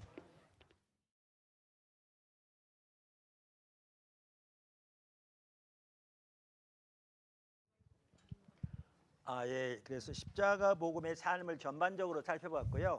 十字架の福音の生き方の全体図を描きました。 그 제가 보기에 십자가 복음의 삶이 우리 신앙뿐만 아니라 교회 전체 중심입니다. 十字架の福音とは信仰のみならず教会全体の中心であると思います。 저는 그게 사도 바울이 역시 한 말이라고 저는 믿습니다. 私はそれが使徒パウロのメッセージにも通じるところだと思いま 그러니까 す。 사도 바울이 고린도서 3장 10절 11절에서 교회의 기초에 대해서 말하거든요. 第一コリント3章の10節11節に教会の土台についてパウロが語ります。 그러니까 사도 바울은 이방을 위한 사도 중에서도 교회가 없는 곳에 복음을 전해서 교회의 기초를 놓는 사도였잖아요. パウロは異邦人のために特に教会ないところに行って教会の土台を据えることに特化した人でした。 그러면서 그 교회의 기초는 예수 그리스도라 이렇게 말합니다. そして教会の土台はイエス・キリストであります。 10절 11절 읽어보시죠. 第一コリント3章の10から11節をお読みします。私は神からいただいた恵みによって熟練した建築家のように土台を据えました。そして他の人がその上に家を建てています。ただおのおのどのように建てるかに注意すべきです。イエス・キリストというすでに据えられている土台を無視して誰も他の土台を据えることはできません。 여기 보시면 교회의 기초는 예수 그리스도라. 사실 이걸 누가 반대합니까? 教会の土台はイエス・キリスト。これに反対する人が一体誰がいるでしょうか。 근데 이 말이 무슨 뜻이냐는 거죠. でもここで本当に言おうとしていることは何なんでしょうか。 저는 이 말 속에 고린도전서 1장 30절과 2장 2절이 들어있다고 믿습니다. 私はこの御言葉の中に第一コリントの一章のメッセージが込められていると思います。 그러니까 쉽게 말하면 바울 서신 전체를 보아도 그걸 알 수 있다고 저는 생각하고요. 성경 전체도 마찬가지고요. パウロの手紙全体でも言っていることだと思います。 1장 30절이 뭡니까? 一章の30節にこう言います。 한번 읽어보시죠. 神によってあなた方はキリストイエスに結ばれ、このキリストは私たちにとって神の知恵となり、義と聖と贖いとなられたのです。 그러니까 우리의 신앙은 예수님이 우리의 지혜와 의로움과 거룩함과 구원함이 되시는 삶 신앙입니다. 私たちの信仰とはイエス様に結ばれ、イエス様が私たちの中で知恵となり、義となり、聖となり、贖いとなるということです。 그러니까 여기서 믿음으로 말미암아 의가 나오죠. 信仰によって義とされる。 근데 이 부분도 그렇죠. 제가 한 번은 이제 한국에서 이제 저는 침례교 목사인데 침례교 신학대학에서 강사로 섬긴 적이 있어요. 私はバプテストの牧師ですが、バプテスト神学校で教えたことがあります。 제가 그때 이제 어디든지 먼저 가면 신앙의 본질을 먼저 나누거든요. どこで講義をしても私はまず信仰の本質について語ります。 그래야 나머지가 가능하니까요. それによって他の内容も可能だからですね。 그래서 제가 믿음으로 말미암아 의를 2문장인가 3문장인가 요약해서 언급하고 지나갔어요. 왜냐하면 그 다룰 시간이 없기 때문에. 信仰によって義とされることを2つ3つの短い言葉で語ってすぐに次の話題に移りました。 근데 제가 이제 그 집회를 마치고 났더니 교수님 한 분 그 제 집회 동안에 계속 참석하신 교수님이 계셨거든요. 私のセミナーに、ずっと参加してくれたある教授がいたんですね。 그분이 저를 좀 만나자고 그러더라고요. その方が終わった後に私に声をかけてくれました。 그러면서 그분이 저한테 한 얘기가 그거였어요. そして彼はこう言いました。 루터가 보이고 칼빈이 보인대요. ルターとカルバンが今聞こえました、見えましたって言うんですね。 그래서 제가 그분이 뭔 얘기인지 잘 알았어요. その方が言ってることの意味を私も知っていました。 물론 저는 이제 선약에 대해 있어서 그분하고 시간을 같이 못 가졌는데요. 他の約束があってその方ともっと長く話すことはできませんでしたが、 그분이 말한 의미를 알았죠. その方が言おうとしてたことはよく理解しました。 그래서 제가 그렇게 얘기했죠 그분에게. そしてそのようにお伝えしたんです。 이런 얘기예요. こういうことです。 루터와 칼빈이 말한 믿음으로 말미암은 의는 하나님과 관계에서 나온 거였어요. そのルター、カルバンが語っている信仰によって義とされることは神様との関係についての内容であります。 다시 말하면 言い換えれば 하나님과의 관계에서 자기 속에 자기가 의지하고 하나님 앞에 설 수 있는 것이 아무것도 없음이 선명히 비춰지고 神様との関係の中で神様なしには自分には何もないことを知るようになる。 그때 비로소 예수 그리스도가 우리의 의가 되신 자인 사실이 선명하게 성령으로 깨달아지고 その時にただキリストが私にとっての義となってくださることを聖霊で明確に知ること。 그래서 자기 의를 의지하는 육신을 의지하는 모든 것을 배설물처럼 여기고 예수 그리스도의 의만을 순간순간 의지하여 서는 게 믿음으로 말하면 의거든요. そして自分の力、肉の力によることをすべてをクズのように捨てて、ただキリストに頼ること、それが信仰によって義とされることだと理解し、 이게 성경이 말하는 믿음으로 말하면 의고요. ここれが聖書が語る信仰によって義とされること。 이게 종교 교육자들이 말한 믿음을 말미암아 의였어요. これが宗教改革者たちが伝えた信仰によって義とされることです。 제가 좀 예를 하나 드릴게요. 一つの例を挙げましょう。 이렇게 하면 자꾸 시간이 많이 걸리는데. こういう例え話するとどんどん時間がですね進んでしまうんですけど、 새물교 선교회 부회장님이 이길수 목사님인데요. この私たちのですねニューウェーブ宣教会の副会長リー先生という方がいます。 그분도 한번 오시면 너무 좋은 시간이 될 거예요. その方もですね一緒に日本に来ればとてもい 그분 いと思 사모님 います。 얘기예요. その先生の奥様の話です。 시골에서 목회할 때인데 田舎で牧会している時にですね 한 번이면 목사님이 사모님 보니까 얼굴이 완전히 굳어 있더래요. その先生が自分の奥さんを見たら顔がこわばってるんです。 말을 붙일 수도 없는. もう声もかけられないほど。 밥만 해주고 그냥 교회 가서 기도하더래요. 自分のために食事だけ用意してくれては教会に行って祈りました。 그때는 その奥様が 시골에서 목회할 때라 이렇게 교회 예배당이 바로 사태가 붙어 있었거든요. 田舎の教会ですから礼拝堂のすぐ隣に牧師館がくっついています。 근데 가서 찬양을 하는데 찬양 가사 중에 이런 가사가 있어요. 내 속에 선한 게 없어요. 그래서 나는 주를 보아요. 奥様が賛美しちゃうんですけどその歌詞の中に私の中に何も良いものがありません。 이 찬양 막 부르더래요. 主が私の中におられるだけこういう賛美を歌いました。 그랬더니 좀 이따 너무나 감격해서 나 같은 죄인 살리신 이 찬양을 부르더래요. それからは感極まってですね、この驚くばかりの恵みの賛美を歌うのです。 그러면서 조금 있으니까 눈물이 아직 마르지도 않은 채로 이 목사님에게 와서 얘기를 해주더래요. そしては妻がですね先生のところに来てこう話し始めました。 그래서 이 목사님 이제 보니까 이제 됐다 싶더래요. やっと何か解決したんだなとその先生は思いました。 근데 사모님 한 얘기가 이거였어요. 奥様の話はこういう話でした。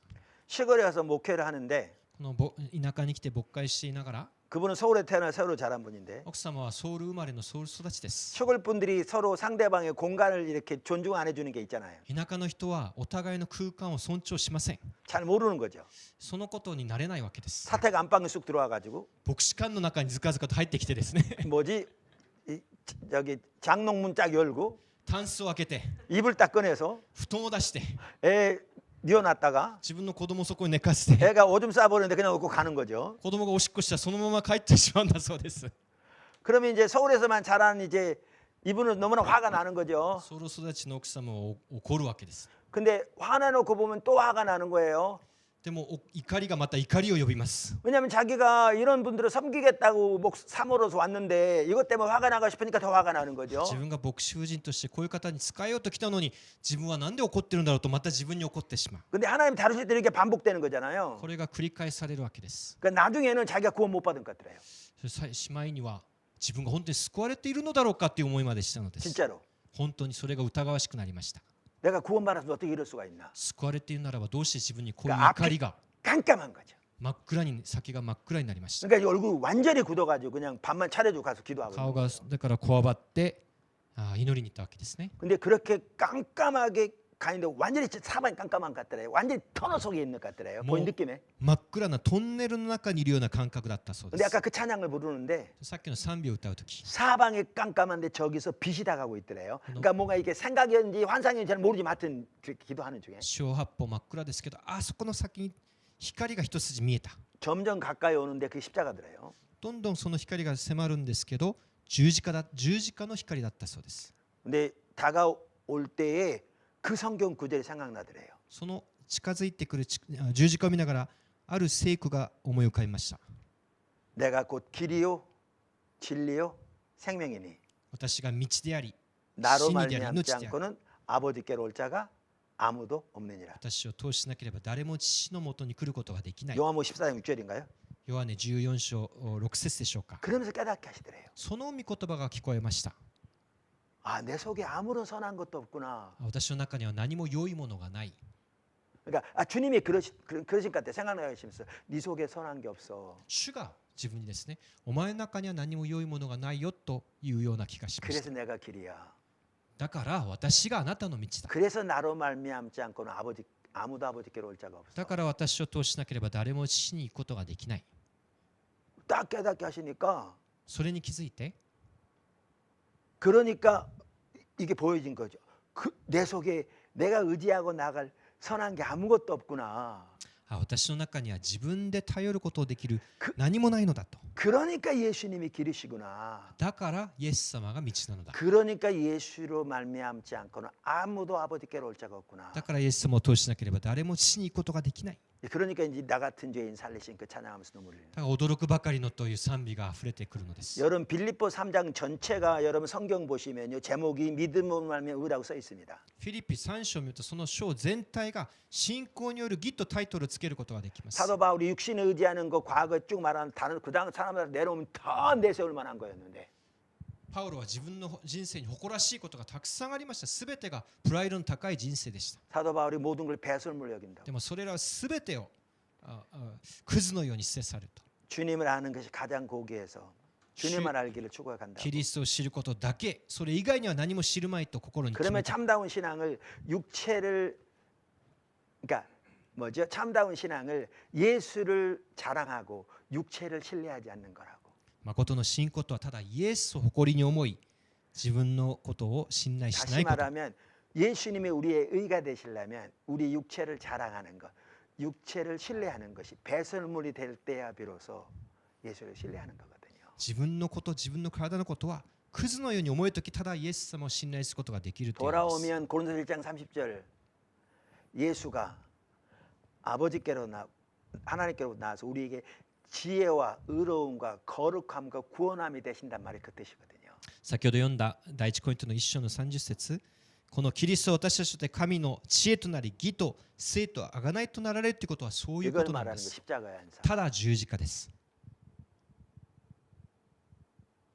그런데 오늘날은 다 믿음으로 말미암아 의를 얘기하면서 もちろんみんな、ただ信仰による義の話をします。 하나님과 관계가 무너져 있으니까 でも神様との関係は崩れています。 육체를 자랑하는 자부심이 교회 안에서 하늘을 찌르는 거죠. だから肉を誇るそのプライドが教会で天を突き刺すように高いのです。 그러니까 육체의 열매만 가득한 거죠. だから肉の実ばっかりを追い求めるのです。 그 교수님이 저한테 한 얘기가 그거였어요. 칼빈이 보이고 루터가 보인다는 말이 그 짧은 기간 동안에 그 의미를 보고 한 얘기였거든요. 先ほどその教授が私に言おうとしたことはそのことなんです。カルバンが見えてルターが見えるということはそれを先生がしっかり話してくれたということなのです。 그래서 사도 바울만 하더라도 예수 그리스도가 터다 기초다 그랬을 때 그 속에는 예수님만의 우리의 의로움과 지혜와 거룩함과 구원함이 되시는 삶이 토대에 있다 그 얘기입니다. パウロがイエス・キリストが教会の土台だということはイエス様だけが知恵と義と聖と贖いとなるというその生き方が教会の土台であるという意味なのです。 그러니까 거기 당파에서 나는 바울파네 아볼로파네 그러면서 육체를 자랑하는 것을 그렇게 강력하게 대적하면서 우리는 종들에 불과하다 다 하나님이 하셨다.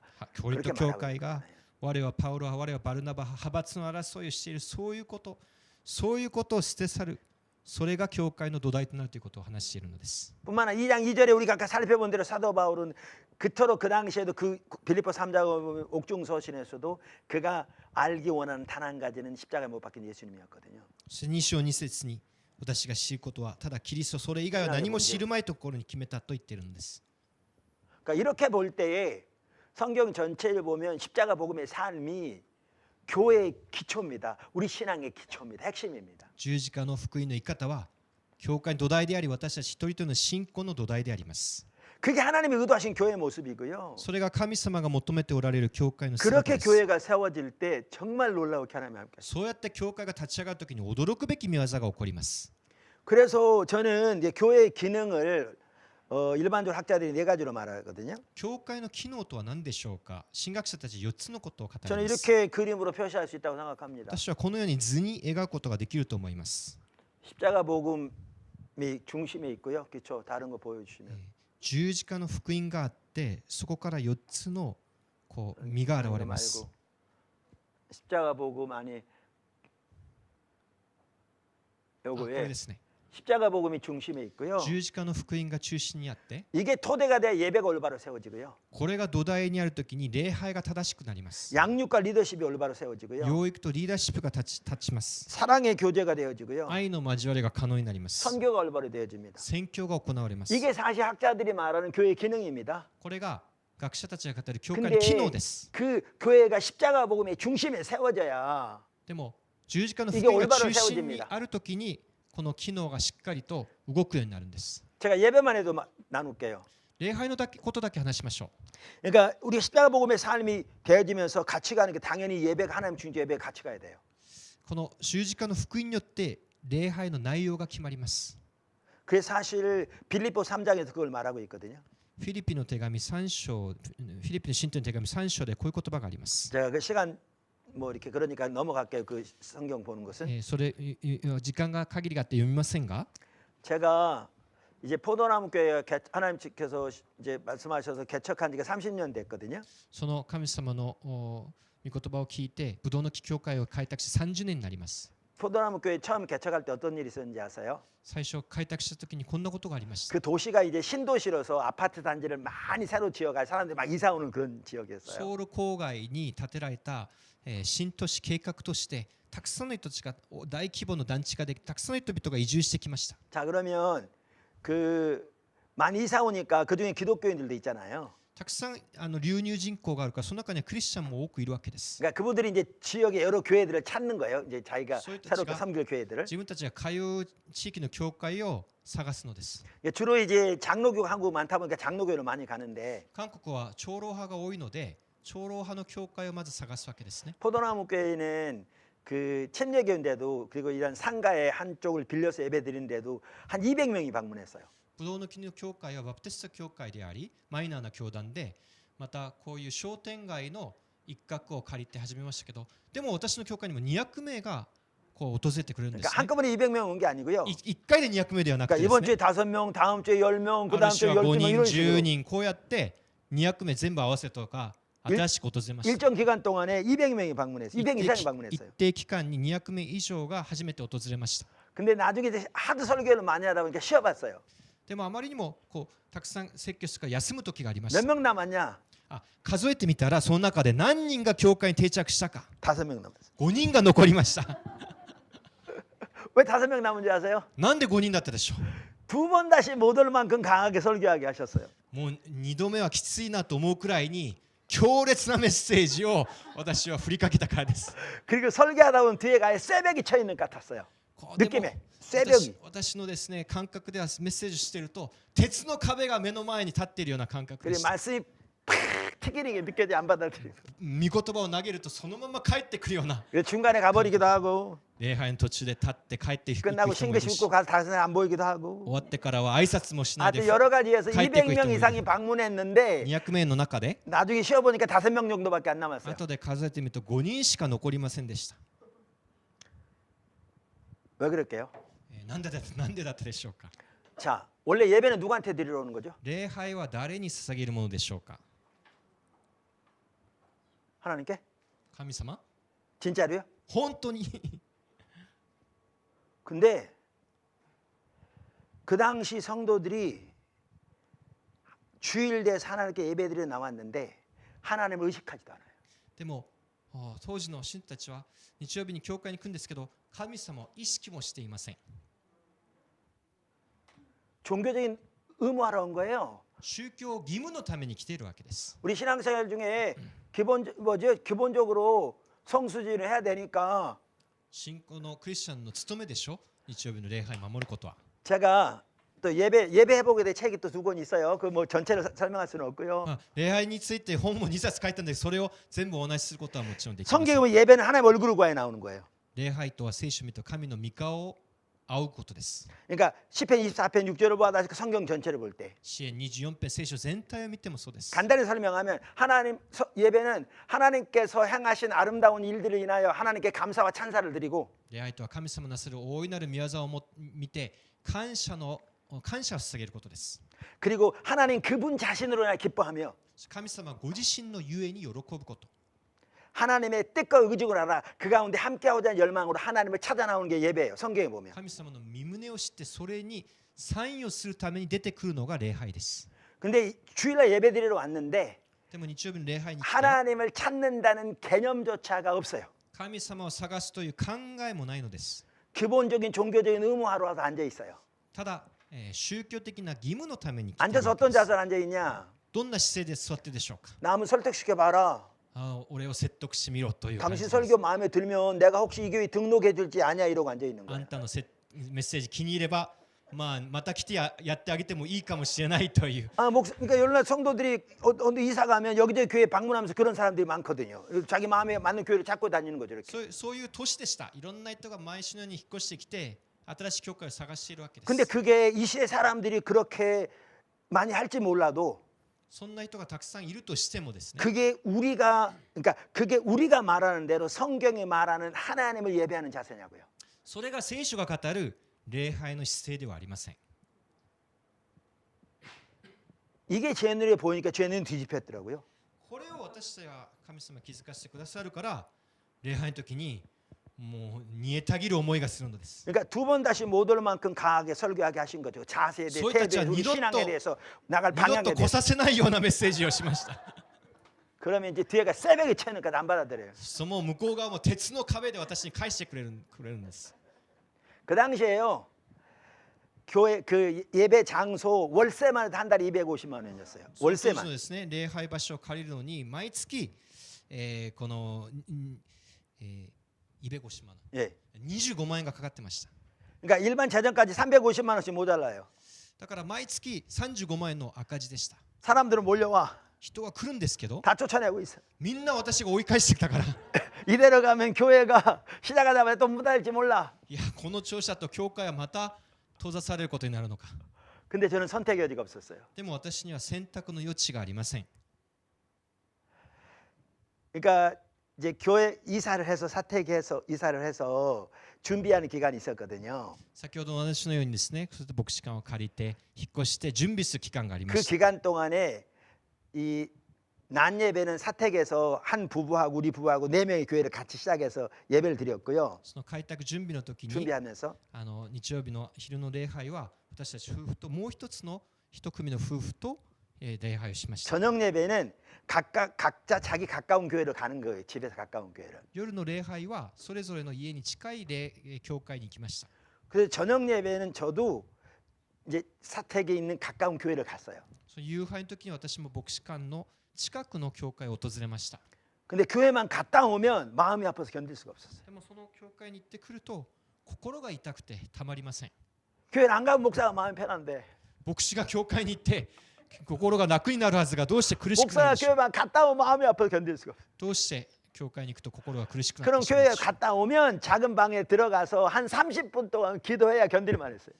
その教会に行ってくると30分一人で悔い改めしてやっと心が楽になりました。 어떨 때는 1시간 동안 엎드려 있어야 견딜만 했어요. 時には1時間悔い改めてやっと楽になりまし 왜 た。 그런 줄 아세요? ね、なぜでしょうか。 이렇게 예배드리더라고요. そこではこんな礼拝でした。 우리는 다 말로 하나님 예배한다고 그래요. も 다. ちろんみんな私たちは礼拝すると言います。 근데 그 교회가 그런지 몰라도 종땡 치고 시작하더라고요. まずベルを鳴らして鐘を鳴らして礼拝が始ま 왜 る。 종치는지 모르겠어요. なんで鳴らすか意味は分かりません。 종 친다면 잘못된 거 없어요. 칠 수 있다고 봐요. 鐘を鳴らすことが間違いではありません。 그다음에 이제 목회자가 간단히 기도하고 시작해요. それから簡単にお祈りをし始めます。 그다음에 찬양을 해요. そして賛美を歌いま 찬양 す。 누구한테 드리죠? 誰に賛美は捧げるものでしょうか。 하나님께. 神様にです。 그렇잖아요. そうですね。 근데 하나님께 찬양을 드리면 하나님 의식조차 하잖아요. でも神様を意識している様子も見られません。 예를 들면 나의 영원하신 기업 생명보다 귀하다 이런 찬양이 있어요. こういう賛美がありますね。 그러면 우리가 잘 아니까 입으로 그냥 익숙하게 해요. よく知ってる賛美だから口は歌ってますけど、 이 내용 그거잖아요. 하나님을 바라보면서 하나님 당신이 나의 영원하신 기업입니다. 나의 생명보다 금보다 귀합니다. 이렇게 고백하는 거잖아요. 그 찬양의 내용은. その歌詞、賛美の歌詞、主は私の命です。主は私にとって何よりも尊いですという内容の賛美ですが、 익숙한 찬양 입으로는 하는데 よく慣れ親しんでるから口では歌ってるけ 하나님 ど 의식조차 하지 않아요. 神様を考 앞에 えてもいないのです。 앞에서 인도하는 목사님도 그 찬양하다가 누가 방문자가 오면 나의 영 여기 앉으라 나의 영은 신기여 생명보다 이러고 있고요. 司会の先生も賛美を歌いながら新しい人が見るとこう手でですね案内をしながら、賛美をしているわけです。 성도들도 信徒たちも 입으로는 익숙한 찬양하면서도 그냥 서로 생명보다 귀하다 이러고 있고요. 信徒たちも口では歌いながらもお互いに手を打ったりですね他のことをしながら賛美を歌ってるんです。 이런 식인 거예요. 만약 우리 교회 성도들이 절 옆에다 세워놓고 私こう例えてみましょう。私の教 자기네끼리 会の 삥 둘러 서가지고 信たちが私を周りを 저를 囲って 칭찬한다고 하면서 私を褒めてくれながら 저를 의식조차도 하지 않고 私のことを考えてもいない。 입으로만 자기들끼리 얘기하면서 口では言いながら自分 아 た 우리 ちで 목사님 존중합니다 목사님 사랑합니다 그러면 先生尊敬します愛してますと言いながらも 내가 他 엉덩이를 の 뻥 차면서 他のことをしているならどういう気分でしょう。 그만두라고 그럴 텐데 もうやめてくださいって言うでしょう。 우리가 하나님께 예배한다 그러면서 神様を礼拝すると言いながら 그렇게 해요. 私たちがそうしてはいないでしょうか。 그다음에 이제 끝나고 나니까 돌아가면서 이제 집사들이 이제 주일마다 돌아가면서 기도하나 봐요. 이제 대표 기도해요. そして信徒たちが代表者が立ってお祈りをするわけです。 근데 하나님 앞에 십자가의 공로만 의지에 서서 이 시대를 향한 그러한 그 하나님 관점에서 우리 회개하고 은혜를 구하고 하나님께 감사하고 뜻을 구하는 이런 기도가 아니고 でも神様で本当に悔い改めて主の御胸を求めるそういう祈りではありませんでした。 자기 정견 발표하는 거죠. 自分のですね自分の言葉を並べる祈りでした。 그리고 또 그 찬상 하나 더 하는데 그렇게 해요. そして次の賛美も同じような感じです。 그다음에 목사님 설교하는데요. そしてメッセージですが 그 설교가 그 교회가 그런지 모르겠어요. その教会がそういう教会であるかは分かりません。 하나님 자만 빼면 でもその全 고등학교 て 윤리 시간 해도 조금도 손색감이 없을래요. 神という言葉さえ抜けば高校の倫理道徳の時間でする話と全く同じでした。 하나님과의 관계, 神様との 이 関 시대를 係 향한 하나님의 목적, この 우리 時代で 삶에서 어떻게 하나님의 길을 따라갈 건지 どうやって神様に従うか 전혀 없이 そういう内容ではなくて 세상적인 윤리 몇 가지, この世の倫理道徳の話 그리고 주기도문으로 예배 끝나요. そして主の祈りで終わるんですね。 주기도문 예수는 기도하라고 그랬잖아요. 主の祈りイエス様が教えてくれた祈りで 예배 す。 시간에 성도들이 모여서 온 마음을 다해서 그렇게 기도하는 건 좋죠. みんなが心を合わせて祈ることなんて素晴らしいことでしょ 원래 그 주기도문은 그 삶을 살라는 거잖아요. う。でもその祈りはその通りに生き 그 なさ 삶을 い。 살기를 추구하고 神様を求めて 그렇게 되도록 기도하라는 거잖아요. そのように祈り求める祈りです。 근데 전혀 마음 없이 でも全く心がない。 그 예배 시간에 순서로서 그 주기도문을 하고 예배를 마쳐 예배가 제대로 맞춰진 것처럼 礼拝の終わりの決まり文句に過ぎません。 주일 낮 예배는 축도로 예배를 맞추고 저녁 예배는 주기도문으로 예배를 맞추고 이게 맞춰져야 예배가 제대로 맞춰진 것처럼 이게 없으면 화장실 가 뒤도 안 닦고 나온 것도 뭐가 찜찜한 朝の礼拝は祝祷で、夜の礼拝は主の祈りで終わること、それがもう決まったプログラムの一部になっているに過ぎませんでした。 그렇게 기도해요. そうやって礼拝が終わったんですね。 이게 무슨 예배예요? これを礼拝と呼べるのでしょう。 이게 무슨 하나님께 드린 예배냐? これが神様に捧げる礼拝でしょうか。 근데 제가 그런 건 아닌데 아까 말한 대로 교회만 갔다 오면 마음이 아파서 견딜 수가 없었어요. そんな感じですので、教会に行ってくると心が痛みました。 성령이 탄식하신 것 같았어요. 聖霊のうめきが聞こえるようで 그래서 す。 30분 엎드려 기도했어요. 30分に乗って、 하나님 우리가 하나님께 예배한다고 그러면서 하나님도 의식하지도 않는 우리 죄를 용서해 주세요. 神様礼拝すると言いながら意識もしないこの罪を許してください。 입술뿐인 마당만 밟는 우리의 예배를 용서해 주세요. 口先だけの礼拝を許してください。 30분을 기도해야 30分に乗って、 견딜만 했어요. やっと少し楽になりました。 어떨 때는 1시간 동안 그렇게 기도해요. 時には1時間も祈るのです。 그런 상태라 성도들이 몰려오긴 하는데 だから教会にも新しい人がたくさん訪れるんですけど、 하나님 의식조차 하지 않아요. 神様を求めてもいない。 하나님 얼굴을 구한다는 개념조차가 없어요. 神の顔を求めるという考えもない。 그리고 그렇게 앉아 있어요. そうやってこう教会が座ってるんですね。 그때 눈이 뒤집히더라고요. そして私の気が狂いそうになりました。 그러니까 경제적으로 그런 상황인데도 제가 달리 갈 길이 없었어요. 経済的にはもちろんもっと人を呼んで人が増えてほしいと思いながらも他に選択の余地がありません。 십자가 복음의 삶이 돼야 예배 제대로 됩니다. 十字架の福音が成り立って礼拝が成り立つのです。 오늘날 아마 일본 교회도 비슷할 것 같아요. 오늘 한국 교회 예배요 진짜 심각합니다. いや日本もそう変わりないかもしれませんが、韓国教会の礼拝は本当に悲惨な現状です。 우리는 근데 그게 당연한 것처럼 그냥 습관에 젖어 있기 때문에 잘못된지도 모르고 있는 거죠. でも多くの私たちはそれが間違っていることも気づかずに、ただ習慣化されています。 그리고 이게 돼야 말한 대로 친교구, 양육과 리더십이고 이런 부분이 되는 거죠. 十字架の福音があって残り交わりや宣教リーダーシップも初めて可能になるのです。 양육만 해도 그렇거든요. この養育について考えてみましょう。 그 전도만 하더라도요. 여러분 그 전도와 관련해서 제일 중요한 구절 중에 하나가 대의임령이잖아요. 그죠? 伝道に関して一番大切な言葉が何でしょうか。 그 마태복음 18장 18절 20절에 나오는 マタイ28章の大宣教命令がありますね。 한번 읽어보실래요? 뭐, 여러분 잘 아는 구절이죠. 皆さんがよくご存知だと思いますが、マタイ28章の、イエス様の宣教命令ですね。ちょっと読んでみましょう。28章の、18節から。私は天と地の一切の権能を授かっている。だからあなた方は言って、すべての民を私の弟子にしなさい。彼らに父と子と聖霊の名によってバプテスマを授け、あなた方に命じておいたことをすべて守るように教えなさい。私は世の終わりまでいつもあなた方と共にいる。 자, 그런데 이제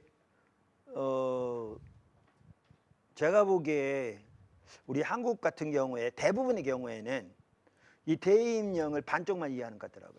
でも韓国教会の多くは、このイエス様の宣教命令の半分しか理解していない気がします。 예수님의 대의임령이 뭐예요? 모든 민족을 제자 삼으라는 거잖아요. イエス様の命令はすべての民を私の弟子にしなさい。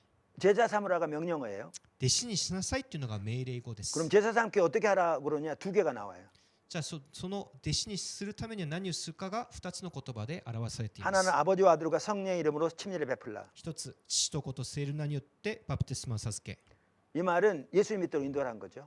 つまりイエス様のもとに導きなさい。 예수를 믿는 것은 성령의 역사지만 우리가 복음 전하고 기도하고 섬김으로 예수 믿도록 인도하라는 거잖아요. イエス様を信じるためにそれ聖霊の働きですけど、イエス様のもとにあなた方が導きなさい。 여기까지 잘 알죠. ここまでは理解していると思うので 근데 す。 예수님 뭐라고 그러셨어요? でもイエス様はその後に 그렇게 할 뿐만 아니라 또 하나가 뭐냐 하면 もう一つ、 내가 너희에게 가르친 모든 것들을 분부한 모든 것들을 저들이 가르쳐 지키게 하라고 あ 그랬어요. なた方に命じておいたことをすべて守るように教えなさい。 이게 예수님의 대임령이에요. この2つがイエス様の宣教命令です。 근데 예수님이 이걸 누구한테 하신 말씀이죠? イエス様はこれは誰に語ったでしょう。 당연히 우리 모두에게 하신 말씀이죠. もちろん私たちみんなにです。 근데 그 문맥에서 예수님 누구한테 하신 で 말씀이에요? もこの文脈においては誰に向かって 16절에 보시면 이렇게 나와요. 16節にこうあります。 열한 제자가 갈릴리에 가서 예수께서 지시하신 산에 이르러 11人の弟子たちはガリラヤに行き、イエスが指示しておかれた山に登った。 그러니까 이 말은 예수님이 12 사도에게 하신 말씀이에요. イエス様が12使徒に語った言葉です。 가론 유다를 뺀 11 제자니까. ユダを除いた11人ですから、 그럼 ね。 이 말은 무슨 말인지 아세요? じゃあこれは何を意味するでしょう。 모든 민족을 제자를 삼되 すべての民を弟子にしなさい。 그들을 예수 믿도록 인도할 뿐만 아니라 イエス様を信じるように導くのみならず、 예수님이 12 사도에게 가르친 모든 것들을 저들에게도 가르쳐서 행하게 하라는 거예요. イエス様が12使徒に教えたことを彼らにも教えて守らせなさい。 다시 말하면 모든 성도를 12 사도처럼 되게 하라는 거예요. つまりすべての民を12弟子のようにしなさいという命令です。 이게 예수님의 대임령이에요. これがイエス様の宣教命令。 직분은 다르고 役割は異なる。 소명은 다르고 証明も 은사는 다를지 몰라도 賜物も違うかもしれません。 예수님과의 관계, イエス様との関係。 하나님 나라에 대한 헌신, でも神の国に対して献 하나님 身、 목적을 위해 살아가는 삶, 神の御国のために生きる生き方、 삶의 방식, 生き方の違い、 이 모든 면에서 このすべてにおいて、 예수님이 12 사도에게 가르친 イエス様が12使徒に教えたすべてのことを 저들에게도 동일하게 가르쳐서 彼らにも同じように教え、 지켜야 하라는 거예요. 守らせなさい。 이게 대임령입니다. これが大宣教命令です。 지금 이제 아까 식사 시간을 나눴는데요. さっき食事の交わりでこういうことを話しました。 지금 이제 미국만 하더라도 미국이 탈기독교 시대에 접어들었다고 많은 사람이 얘기합니다. よくアメリカが脱キリスト教時代に入ったと言います。 그러니까 한 그 2023년에 나온 한 훌륭한 책에 의하면요. 2020年に出刊された一つの本によれば 지난 25년 동안 미국에서 過去25年間のアメリカで 4,500만 명이 4천만 명이 교회를 떠났습니다. 4000万人が教会を去ったそうです。 그러니까 이 교회에서 이 교회를 옮긴 게 아니고요. ある教会から他の教会に移ったのではな 아예 く 교회를 떠났습니다. 教会自体を去ってし 그게 まいました。 미국 인구 전체 15%입니다. それはアメリカ全体人口の 15% にあたります。 그 도표에 의하면 1900년부터 25년 단위로 이렇게 쭉 해놨는데 これは1900年から25年単位のリサーチです。 거의 이렇게 오다가 ほとんどこんな感じで進んで 1950년 지나 1960년 오면서 이렇게 되더니 지난 25년 동안은 이렇게 올라갔습니다. この教会去る数ですね、1950年から右肩上りで去る25年間は爆発的にその数が増 이게 えている。 끝날 기미가 보이지 않습니다. でもこの終わりはまだまだ 이건 교파를 초월해서 그렇습니다. 教団教派を超えている現象です。 미국에서 그나마 잘 나가는 교회가 미 남침의 교단에 저도 거기서 이제 대학원을 공부하고 목사 연수 받았는데 その中でもアメリカでそれでも一番マシな教団が南バプテスト教団、私も 근데 미 そこで 남침의 学 교단 びまし 예외 たが 아닙니다. 똑같습니다. そこも例外ではない 정도의 ん 차이는 で 있지 す。 보지만 程度の差はあれ。 그래서 서구가 유럽 오래전에 그렇게 됐고요. ヨーロッパはすでに長くそのような状 신 況で 그러니까 뭐죠? 그 탈기독교 시대에 접어들었다 이렇게 말합니다. その脱キリスト教、ポストキリスト教時代に入っている。 한국은 기독교 세계인 적이 없습니다. 韓国はキリスト教が過半数を超えたことはありません。 그러나 한때는 교회가 매우 빨리 성장했죠. でも一時は教会がとても早く 근데 成長し 지금은 ました。 서구와 거의 다를 바 없습니다. でも今日は西洋と変わりな 젊은이들이 く 대규모로 교회를 떠나고 있습니다. 若者たちが大規模教会を離れ 서구가 ています。 그렇습니다. この西洋も 아마 そういう現象があり 일본은 ます。 오래전부터 사실 그런 상황이고 日本はどうでしょうか。 그래서 이런 상황에서 많은 교계 리더들이 어떻게 말하냐면 지금 우리들이 살아야 할 길은 313년 콘스탄티노 황제가 기독교를 합법화시키기 이전 그 초대교로 돌아가야 한다 이렇게 말합니다. こういう危機の中で多くの教会指導者たちが私たちが今すべきことはコンスタンティノポリスによって教会が公式された以前の時代、初代教会の時代に戻るべきではない 그 か。 당시 기독교는 국가에 해를 끼치는 불법적인 이단 집단으로 인식됐습니다. 当時は帝国に害となる違法集団として教会が見られました。 로마 세계 전체에 걸치는 대규모의 핍박은 없었습니다. ローマ世界全体に及ぶ大規模な迫害はありませんでした。 그러나 여기저기 많은 핍박이 있어 시대별로 많은 핍박이 で 있었고요. も時代ごとに迫害の拠点があったのです。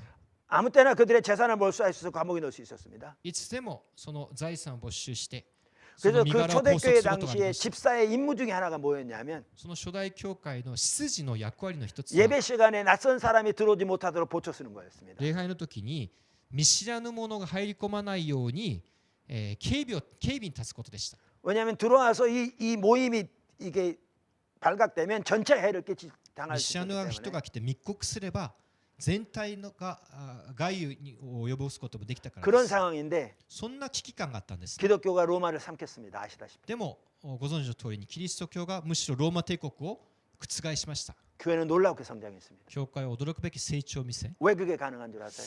どうしてそういうことがあり得たでしょうか。 성도들의 변화하는 삶을 통해서요. 信徒たちの変わった生活を見たからです。 그들은 예수님의 가르침 그대로 그야말로 선교적 삶을 살았고요. イエス様の教えの通りに宣 그들의 教的 삶의 生き 핵심은 方をしたから。 산상수훈의 삶이었습니다. そして三条の説教を実際に行いまし 근데 た。 제가 이거 얘기하려고 이 얘기 꺼냈거든요. これが今日私が話したかっ 그 た核心で 당시에 す。 그러니까 공적으로는 복음을 못 전했습니다. 그러면 자기뿐만 자기 연결된 공동체가 다 위험하니까. 公には福音を述べ伝えられません。そしたら自分のみならず教会にも害が及 안 ぶ 믿는 からで 사람들 す。 가운데 살면서 信じない人たちの中に生きなが 그들이 ら 주님의 말씀을 따라 살아가면서 변화된 삶이 보이는 거죠. キリストに従うことを見せてその変 그럴 化を 때 見せるのです。 이 주변에 있는 사람들이 삶의 위기나 또 하나님 그들을 만지실 때 이 기독교인의 변화 삶을 통해서 교회에 관심을 갖게 됩니다. 周りたちがクリスチャンの生き方を見て教会に関心を持つようになります。 그러면 이들이 이제 교회 이제 공동체 이렇게 연결되면서 예수를 믿겠다고 합니다. そういう人たちが兄弟体つながってイエス様を信じるようになります。 그러면 그들은 그냥 안 받아들였습니다. でもその方たちそれで終わりではありません。 그들은 예수를 믿겠다는 그들의 결단이 진실한지 테스트했습니다. その人たちが本当にイエス様を信じるのか、教会はテストしたんです。 검증을 했습니다. 検証しました。 군인 같은 경우는 군인 가면 사람을 죽여야 되기 때문에 안 받아들였습니다. 軍人はそもそもあなたは人を殺す仕事だからと受 이미 け入れ 군인 ま 가 せん。 있는 사람이면 살인하지 않겠다는 사인을 해야 받아들였습니다. もうその悪いことしてんならもう 등등 決して 예를 そ 들면 う 그 しな 당시 いと、 상황에서 その確約をもらいました。 자 그러면 이제 이 사람이 예수를 믿고자 하는 게 진실하다 이렇게 검증되잖아요. その人が本当の悔い改めを持って信仰に入ったか検証されて、 교회 정식 회원으로 받아들이기 전에 무려 3년을 훈련시켰습니다. その人を公式に教会に受け入れる前に3年間訓練をしました。 매일 직장 그때는 뭐 휴일도 없으니까 매일 직장 가기 전에 1시간 정도 공동체에 모여서 신앙의 다양한 부분들에서 철저히 예수님의 제자를 살아가도록 삶의 양식까지 3년 동안 훈련시켰습니다. 毎日仕事に行く前に1時間集まって御言葉で訓練をしたそうです。 예수님 말씀드렸습니다. 神様の御言葉で訓練をしました。 그러니까 그들이 그 열악하고 그 어려운 상황 가운데 살았을지 모르지만 그들은 때로는 핍박을 당하고 뭐죠? 그 목숨을 잃기도 일부도 하고 그리고 재산을 빼앗기기도 했지만 その劣悪の環境で財産を奪われたり、時には命も脅かされながらも、 기독교는 로마를 집어삼켰습니다. にもかかわらずキリスト教がローマを覆したんですね。 양육. この養育の 십자가 問 복음의 題で 삶에 す。 대해 양육이 제대로 됩니다. 十字架の福音によって正しく養育されるときに起こることです。 그래서 우리는 양육만 하더라도 정말 많이 부족하긴 하지만 우리 성도들 이렇게 양육시키려고 시키고 있습니다. 私たちの教会も本当に至りませんが、このように信徒たちを教育しようと 아까 励んでい 양육 ます。 훈련 프로그램 보시면 네. 기초 기본 こういうふうにで 성교적 すね、基本の訓練からこういうステップを踏んで、すべての信徒たちを教育しようとしています。 이 세 가지는 기본적으로 훈련을 받아야 지금은 교회 정식으로 등록으로 받습니다. この3つの基本訓練を受けて初めて教会の信徒として受け入れることができます。 왜냐하면 그렇게 훈련받고 그렇게 그 신앙인 인식하고 그렇게 살기를 추구하고 가지 않으면 교회는 나하고 소그룹 활동도 같이 하고 우리는 뭐 모든 예배에 다 참석할 수 있지만 교회 정식 등록은 안 됩니다. このプログラムを受けないと、礼拝にももちろんすべてのプログラムにも参加できますけど、正式な信徒として、転入することはできないんです。 그래서 이와 같이 사실 하나하나 아까 그 교회 기능들 살펴볼 내용들이 많은데요. 십자가 복음의 삶이 될 때 선교만 하더라도 전도뿐만 아니라 우리 삶의 모든 영역에서의 선교적 삶을 사는 것만 하더라도 하나님 정말 놀라우게 함께 하십니다. このようにですね、十字架の福音を中心するときにすべてにおいて、特に宣教において主を驚くべき御業をなされます。 그러니까 하나님께서 교회를 이렇게 인도해 가시면 성도를 삼서 교회를 하시더라고요. 神様が導かれると主が兄弟姉妹たちの生活において御業を行われます。 한 형제 같은 경우에는 대학 다닐 때부터 세계 기아 문제에 대해서 관심을 갖게 됐어요. ある兄弟は大学生の時から世界のこの飢餓の問題で心を痛めてきました。 그러던 차에 교회를 일터사역 선교적 교회를 인도해 가실 때 결국 사업을 해서 해야 될 것 같다. 그래서 사업을 시작했습니다. その中で十字架の福音に立った教会の信仰を学んで、ビジネスを起こす心を主から与えられました。 그래서 AI를 동원해서 그 양계 모든 것들을 카메라로 다 이렇게 뭐죠?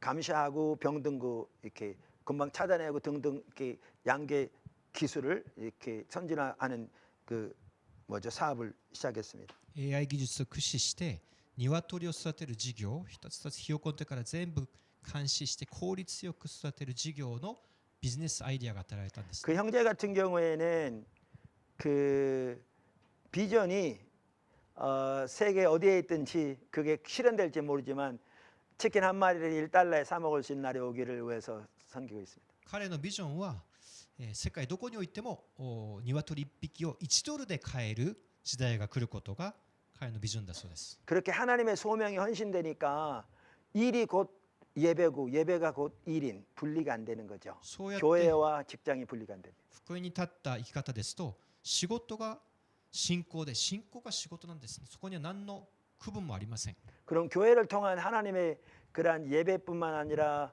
성도들의 그러한 그 매력적인 대한 공동체에서의 교회의 삶을 소홀히 하느냐? 전혀 그렇지 않습니다. そうするとじゃあ教会生活をおろそかにするか、全くそうではありません。 최근에는 유엔에서 연락이 왔어요. 에티오피아가 그 뭐지 그 농업을 살리는데 이 회사로 연락이 왔습니다.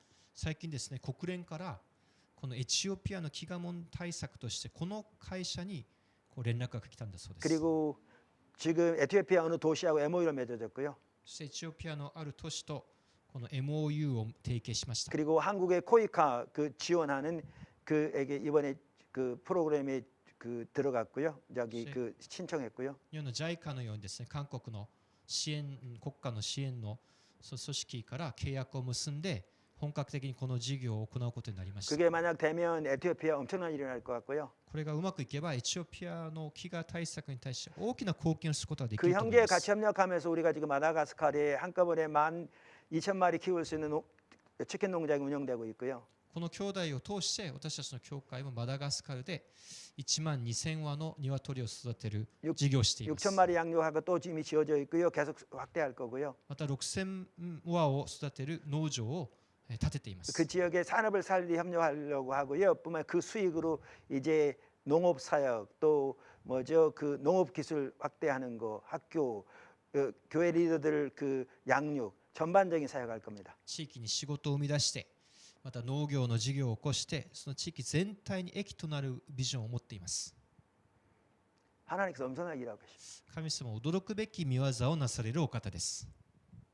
십자가 복음이 기초가 되어 가능합니다. これすべては十字架の福音が基礎にあるからで 그리고 す。 그렇게 기초가 돼서 각 분야가 회복되질 때 하나님이 원래 의도하신 대로 주변 문화와는 다른 대한 문화, 대한 사회. 그러나 하나님의 말씀의 토대에서 하나님의 살아있는 역사가 나타나기 때문에 안 믿는 사람들에게 매력적인 반문화 대한 사회가 세워집니다. 그게 하나님이 의도하신 교회입니다. こうやってこの世の文化とは異なるカウンターカルチャー、魅力あふれる新しいすべての領域において新しい生き方を提示することができるのです。 그 핵심의 십자가 복음의 삶이죠. その土台は十字架の福音です。 그리고 그 토대 위에서 아까 말한 그 하나하나의 부분들이 다 회복돼야 합니다. そしてその土台にとって先ほどお話しした一つ一つが回復されなければなりません。 시간이 다 돼서 비워야 되나요? 아니면 ね。はい。じゃあ時間がねここまでですね。 예, 그리고 이번에 이제 하려고 하는 게 이겁니다. 하는 게 이제 이따 가서 되는데 뭐냐하면 요게 이제 그 십자가 복음의 삶의 그 전반인데 문제는 뭐냐하면 이게 우리 신앙인데 이거를 잘못 이해하는 거짓 신앙체가 저는 부르는데요. 신앙을 왜곡되게 이해하는 게 있습니다. ここまでがこの正しい信仰の全体図ですが、偽りの信仰、これを脅かす偽りの信仰があります。